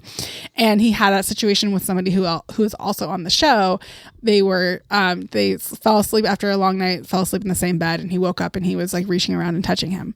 And he said, oh, well, I was drunk. I probably just thought you were a girl. Yeah. And so they have a whole open they have a whole open conversation with that, which I think they're talking about how like, oh, this was like really open and like it was really brave of them to talk about this, and it was, but I do feel like they spent a lot of time trying to make the quote unquote straight man feel less gay, which kind of sucked. But it does have these conversations in which I think that wouldn't have in other Bravo shows. So yeah, I really like Southern Hospitality. I did not think that I would like it as much as I would. I do consistently think Missy and Josh need to watch that. They're so delusional. They're so delusional. Is that it? That's it for Southern Hospitality. I saw Project Hail Mary. The most important thing to know about this movie is that Ryan Gosling is so fucking hot now, and I never in my life thought that this would happen to me. Everyone talks about it. You never think it's going to happen to you. You never think it's going to happen to you, but one day you'll wake up and you are so attracted to Ryan Gosling that it makes you crazy. Especially in this movie where he plays a disgraced scientist who said, what if life did not require water? Yes, essentially. What if life did not require water? And all of the other scientists said, boo, we hate you. And he said, okay, I guess I'll go teach middle school science. and he's so goofy and stupid, and I love him. Anyway. He does look really good. Oh, Merri. He's so hot in this movie. It turns out that in this movie, this is not a real thing that's happening. There is something eating the sun. Some sort of little. It's Merri. It's David. It's David. It's dear David is eating the sun. That's why his head's gone. He's been nibbling on the sun too much. These little thingies are eating the sun, and the sun. We're all gonna die if the sun gets eaten. We need the sun, and this is happening all over. That's real life. That's real life. All over the universe, something is eating the sun, except on this one star, far away. And they bring in Ryan Gosling's character, whose name is Grace. It's like Ryland Grace. They bring in Grace, the scientist, because they're like, you say that water doesn't need life to exist. And he's like, yeah, and I got kicked the fuck out of science for that. And they're like, I got suspended. But what if you were right? And he's like, what if I was right? Let's check this out. So they're like investigating and looking into things, and they learn more about these little things that are eating the sun, and how they reproduce and stuff. This is important to the movie. It's not actually important to the enjoyment of the movie. All we know, I'm not going to spoil anything. Ryan Gosling's character wakes up on a spaceship, does not know how he got there. And we learn over the course of the movie, as his memories come back to him, how he got there. And all of this stuff about like the sun is dying, all that's like pieces of information we learn along the way. And that's the stuff we learn pretty quickly. He gets the stuff you learned along the way. It's the stuff we learned along the way. That's the stuff you learn pretty quickly, that the sun is being eaten, etc. Ryan Gosling becomes an expert in these things, and suddenly he wakes up on a spaceship, even though he's a middle school science teacher and not an astronaut. We don't learn why that is until much later in the film. It's not important. He is on essentially a suicide mission. We don't know why, to figure out how to stop, why they are not eating this one particular star. So over the course of the movie, that's what happens. It is a fun movie. It is a heartwarming movie. It is a sweet movie. It is a funny movie. It is enjoyable to watch.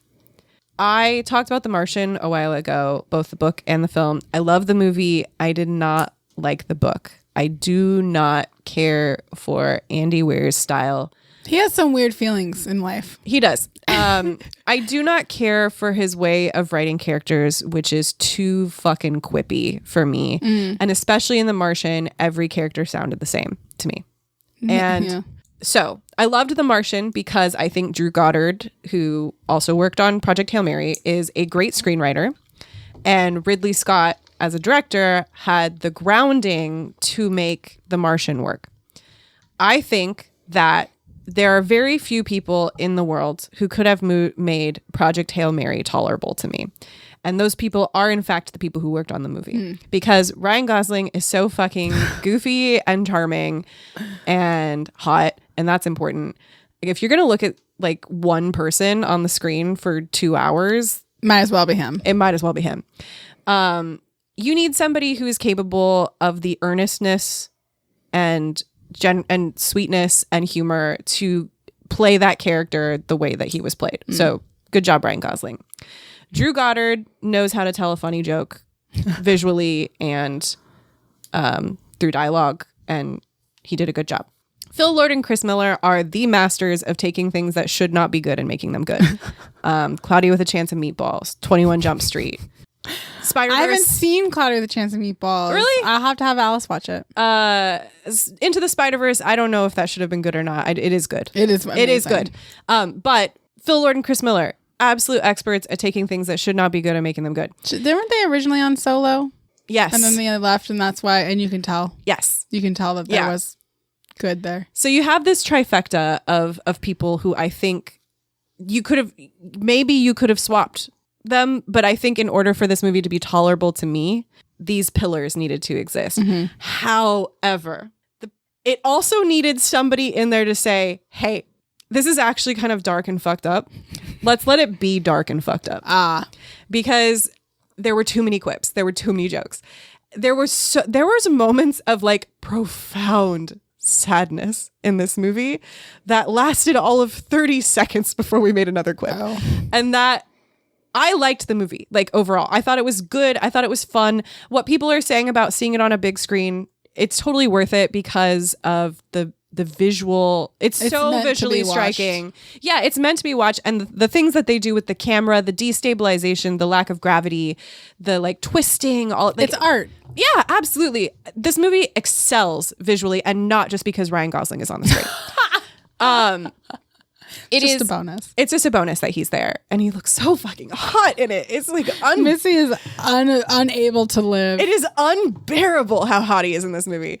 So on the visual level, really, really, I will not be reading this book. I think I will hate it.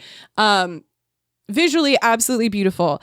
We needed a little more emotional. We needed it to be a little darker. And I read a great review, and I'm so sorry I don't remember where I read it. I can try to find it and put it in the show notes, but it was essentially about the fact that like we're having this fun, heartwarming adventure in space while 30% of the human population is dying on Earth, and we don't deal with that at all.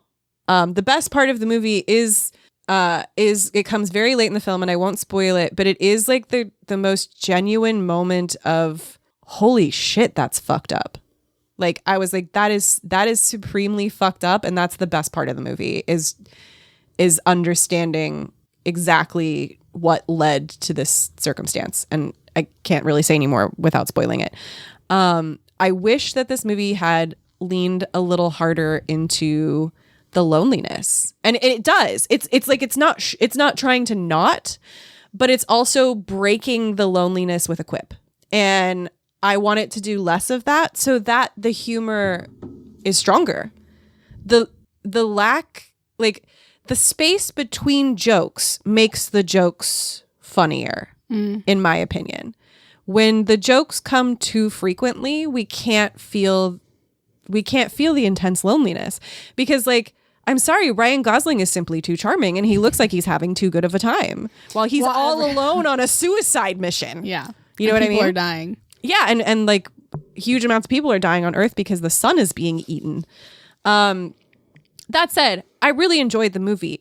I went into it knowing what it was. I went into it knowing Andy Weir is a writer. I went into it reading between the lines of the reviews of it, which are like, it's heartwarming, it's fun. And I'm like, okay, so we're not going to be feeling very intensely watching this. This is not an Arrival situation. Arrival's so good. Arrival's so fucking Arrival's good. so good. Arrival is so fucking good. And I say that as and understands it's a political story. Yeah. Unlike this one. Yeah. And I say that as a Denis Villeneuve hater. I do not like Denis Villeneuve, generally speaking, but What else is done? Dune. Oh, I like Dune. The second one was pretty good. Anyway, I think this is a good movie and I think it's worth watching. But like my housemate was disappointed because they went into it thinking it would be like really moving because of how people are talking about it. It's really not. I understand, like, it is going to be moving for some people. Like there is an emotional core. The stakes in this movie are so fucking high. Like they're so high. It's like fate of the universe stakes. However, it never feels like the fate of the universe is at stake because of the tone. And it's kind of a people have really, from my understanding, really turned on the McElroys in recent years. Really? But and that could have to do with I don't know if the podcast, like My Brother and Me, is funny anymore. I don't listen to it, and I haven't listened to The Adventure Zone in years. But like people, I've seen a lot of people now who are really down on the no bummers situation that the McElroys have going, and I totally like. This movie is a no bummers of movies. And there's no reflection on the quality of the movie, but it is a reflection on my enjoyment of the movie, because I need a little sour to even out the sweet. And this movie wasn't sour enough for me. I had to keep reminding myself of the sour. People are dying on Earth. Again, what is people that? just don't want to What is that? embrace Kim the Kardashian. bad. People are dying. People Kim. are dying, Kim. That was me at this movie. People are dying, Kim. While she looks for her diamond earring. Yeah, but it was like, it's still enjoyable. You know what I mean? Yes. Just don't count on this movie to remind you that people are dying, Kim. Well, he said it's not a political movie, so He doesn't know what he's talking about. no, he doesn't. He's one of those people who doesn't know what he's talking about. No. I remembered something that I forgot to put on here, so I actually have two more things. We're at 1 hour and 54 Okay, minutes. one of them is going to be really easy because I have much more to say. So I watched Secret Lives of Mormon Wives. I have one more thing and it's so silly. Okay. I watched Secret Lives of Mormon Wives and it was fine. I have two things to say about it. One, no one gives a... Actually, I have three things to say. No one gives a fuck. No one gives a single fuck. No, you don't. I give a fuck. About dad talk. And I heard while I was on vacation, a barista and a customer were talking and they were saying, God, I don't care about dad talk. We don't care about dad talk. You talked about this on the last episode. Did I? Yeah, you did. Oh, it's because I would watch, because the new season just came out. Oh, okay. I think I'd watch, they film all the time. Okay. Because I remember you talking about dad talk and how you don't care about dad talk on the last episode. Oh, maybe. Maybe I did. I'm like 90% sure. I know I talked about it previously, but I think it was 2 episodes ago. I have a record of this. It's I called our website. Because the newest one just came out. Let's see. Oh, maybe not. Maybe you didn't. Yeah, you didn't. I'm a liar. I'm a filthy liar. It's because it's not the dad talk thing is not new. Yeah, it was 2 It is episodes just ago. talked about like it's talked about so much. They have stepped away from the Secret Lives of Mormon Wives and put into the Secret Lives of Mormon families that also include the husbands. And we are here for Secret Lives of Mormon Wives. That's terrible. 2, last time I talked about it, I do know I talked about it. I talked about it because people were telling me, oh, Whitney's actually a good character. Yes, I remember you saying this. She's gotten a bad edit, and I'm not gonna like Whitney. There's nothing like I don't like Whitney from what we've seen. Watch the new season. Whitney's very likable for the 2 seconds that she's on screen, and half of it is because her husband's so silly. Like she's barely, and she has been so transparent of like, I'm only on this show so I can do things like Dancing with the Stars. Part of the reason why she's like, she's like legit was like, if I come back, I want Dancing with the Stars and I want to do a movie. And like, that's how they got her to come back. And now she's in Chicago. She's very likable. She got a bunch of, she's doing, what's up with us saying is so-and-so in Chicago, the movie? No, she's in the Broadway play. Oh, okay. Yeah, because you know how they have like a celebrity come and do Roxy? I don't know yeah. So she's doing that. And apparently she had the biggest opening of anyone ever. That's crazy. Yeah, she is very talented. She went to school for dance. Like, she's a very talented person. She got a bunch of plastic surgery, so she's much more nicer to look at. She doesn't look like it. It doesn't look like bad plastic surgery. It's very subtle, but when you go look at her tasteful. It's tasteful. When you go look at her first season, you're like, oh yeah, she's had work done. Her husband, very silly. One of the husbands is like, you know, I've taken on the role of the primary care parent, and I feel like I'm losing myself, and blah blah. Basically saying everything that a mother who is the primary parent ends up saying. And her husband's like, well, you know, you got to find things that make you happy. Like for me, I've really taken on close-up magic. And like all these other husbands are horrible, and then there's him. So that's what I have to say. I understand why people like Whitney now. She's barely in it. Third, the Taylor Frankie Paul situation of the abuse and that's come out, and the video that has come out of her attacking Dakota, her baby daddy, and how her season of The Bachelorette was not canceled. It's just currently not airing. Did this attack take place at Christmas? It came out recently. Well, okay, so that's hard. That's a hard thing to say.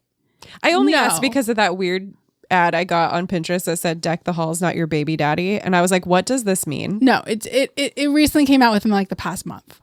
Okay, yeah, but someday I'll understand that shirt. But not really, because there's a video so there was the police called, domestic violence, blah blah blah, something happened, and then a video was released from 3 years ago in which she already pled guilty and paid her price and he's taken the video of her getting angry. She's clearly just wasted, throwing stuff at him, and she throws a stool and he's next to her child and says, hey, your kid's right here. And then he steps closer to the child, which to me was like, why is he doing that? If she's throwing things, she's wasted. All this to say, I'm on her side. It's interesting that we only get his point of view, that he decided to start recording. And when you listen to the 911 call, they're saying like there's somebody who she's screaming. She's saying, let me out. The garage door is opening and closing again. Sound like she's trying to get out. It sounds like a very much like there's going to be people who get mad at me for this. They're very much like Johnny Depp, Amber Heard situation, of which she's retaliating against somebody who's putting her in a very bad situation. So the season was fine. It wasn't their strongest one, but I do want to come out and say that like I think everything happening with Taylor Frankie Paul, I'm on the side of like, hey, you have some questions.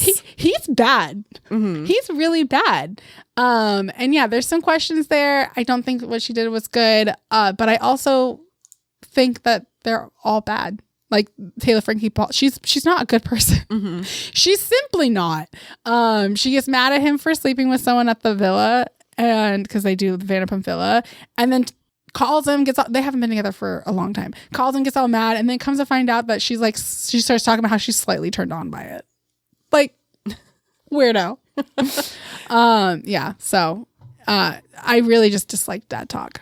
So I have one more thing, so you go. This is my last thing, and it's so important. Okay. I watched Billy the Kid and the Green Blaze Vampire, which is a bizarre 1985 British film about a young up-and-coming snooker player. The fuck is snooker? It's a type of game. It's a type of billiards game versus a literal vampire playing billiards, and it's a musical. This sounds right up your alley. This is maybe the weirdest film I've ever seen. Really? What's it called? Billy the Kid and the Green Baize Vampire. And this movie, so one of the things about this movie is that it is so British. There is so much slang in this movie that I have never heard in my life that it is sometimes incomprehensible. I straight up could not understand what was being said, not because I had subtitles on. I could not understand it. Like, I was like, what are they saying? Bold choice to cast the main character as someone who cannot sing in a musical. That was fun. This movie, my biggest complaint about this movie is that it is so dark that you cannot see what is going on sometimes. What a fascinating thing. It was so enjoyable. It was like, we were baffled while watching it. We were laughing. There was times where I was cry laughing. It was so bonkers. I would not say that it's like a must watch or anything. If you are really into snooker, maybe. If apparently it's like a dramatization of an actual like rivalry between two snooker players. Wow. Not something I know about at all, but it is so wild and stylized. Was this in your? It was in our movie jar, and I'm pretty sure it was. I think we watched a list of like weird musicals, and it was on there, and it is that. It is a very weird musical. Sounds it. It is unlike anything else I have ever seen. We kept comparing it. I don't think I talked about Annette on the podcast because I didn't end up having that much to say about it. We kept comparing it to Annette, which is another very weird musical. That my personal review of Annette is that this movie exists beyond words like good or bad. It simply is what it is, and what it is Annette. Sorry to be tautological. Very beautiful. Very beautiful. Are you a poet? Sometimes. It's Annette, and that's all you can say about Annette. My favorite, the actual best review of Annette was my husband, and this is only funny if you've seen Annette. My husband going, I don't know, the acting was a little wooden. It's a really good joke if you've seen Annette. But anyway, Billy the Kid and the Green Baize Vampire, we kept comparing to Annette because it was also a very weird musical. And I respect Billy the Kid and the Green Baize Vampire because I believe that movie was made with love in its heart.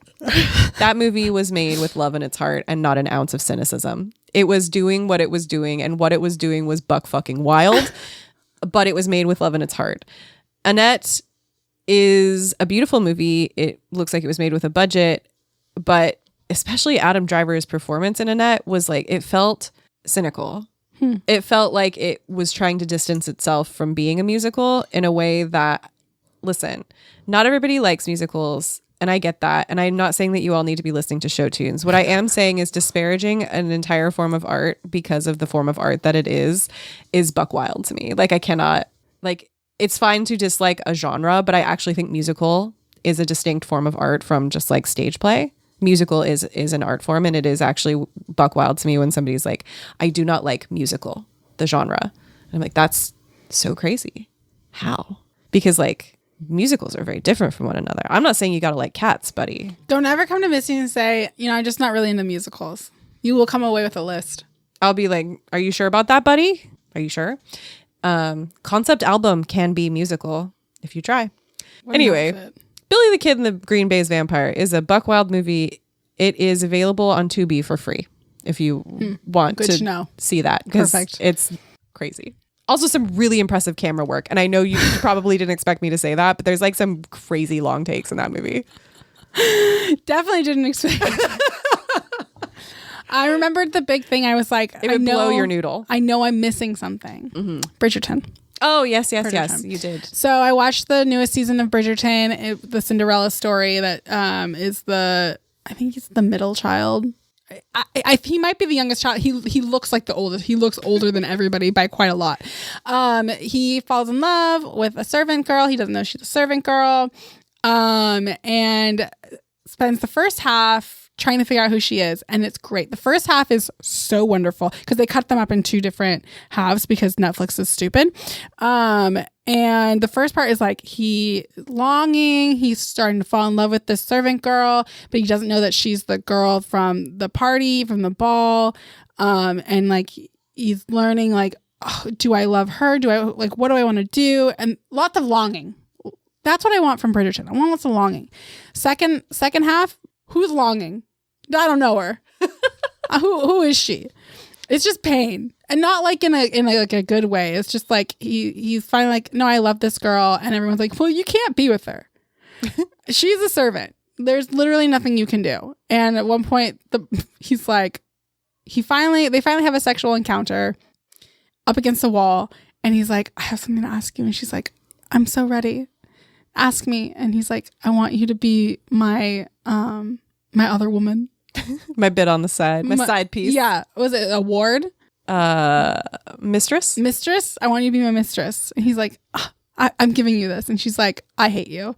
Yeah, maybe a ward is the... That's like protected. Isabella is Edgar's ward in Wuthering Heights. Is the offspring of a non-legitimate relationship, I think. That sounds true. Yes. And also her stepmother in this is Cho Chang, and she's great. They should give her more stuff because she makes an evil woman. And she's like, so she is the product of her father having sex with a servant. Here's where I get to the issue. That's fine and dandy.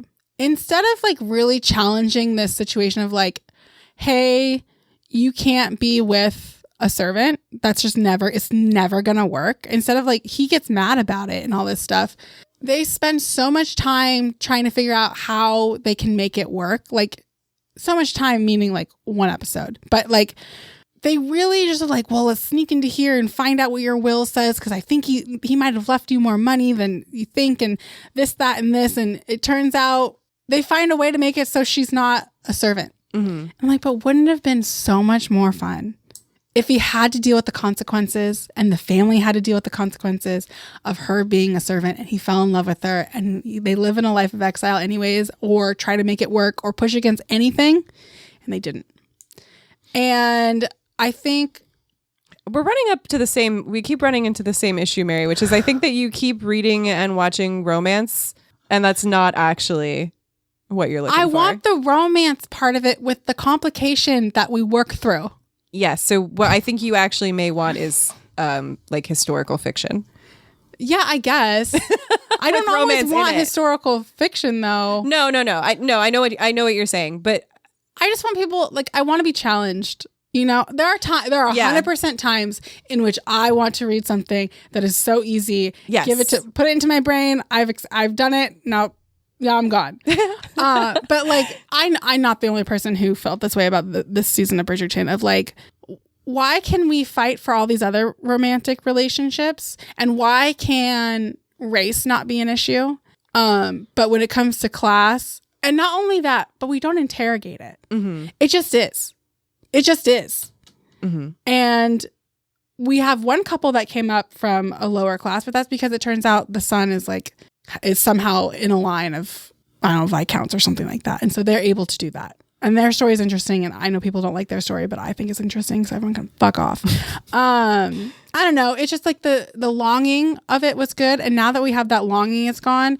The issue that you're running against of her being a servant is not more about trying to push up against that, as in trying to make the decision, do I want to be banished from my family, which is a horrible thing that you have to deal with, especially this family who very much loves each other, and trying to make it so she fits into this world. And I think it's more interesting when she doesn't fit into the world. So it just wasn't as good as the first half was excellent. The second half was just okay. And I'm a little bummed that they did that. So, but I'm interested in the next season, which probably won't come out for 17 years. They are going to have their first, I don't know if it's going to be the main story, but they're going to have their first like gay relationship. They actually changed it from the book to make it one of the sisters falling in love with her, spoilers, her dead husband's cousin. So that'll be interesting. So yeah, it was fine. It was no season 2. It was no season 2. I think it was better than season 3, but season 2 is by far the best. That does deal with the complications. That's the thing, is like, that does deal with the complications of everything, and like they get through it and they have to work on it and things like that. This kind of just like brute forces its way through. And it was just okay. So that's it for this episode. We were originally going to have our Emerald City Comic Con interviews in this episode, but then we just talked for 2 fucking hours. And so I have decided mid-recording that we are not going to put them in this episode. I am going to release, probably at the same time, a shorter Emerald City Comic Con episode, which will have the interviews with Ren Strapp and Becca Farrow in it. So if you're listening to this one first, you're doing it correctly, because this is the episode where we talk for 45 fucking minutes about Wuthering Heights, which does inform the conversations that we have with Becca Farrow and Ren Strapp, which I want to make 100% clear. We are not putting on them that they have to like Wuthering Heights. We just had thoughts that informed the questions that we asked them. So if you're listening to this one first, you're doing it correctly. But you can also just listen to the interviews with Ren Strapp and Becca Farrow, because they're both lovely, they're both fascinating, and they both do really interesting work. So if you're not planning to listen to that episode, you're wrong. Then you're doing it wrong. You should also listen to that one.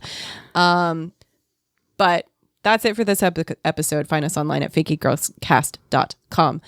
Next time, we will be talking about the first 4 Alien movies. That's pumped. Alien through Alien Resurrection. And then after that, we will be talking about things within the Alien universe.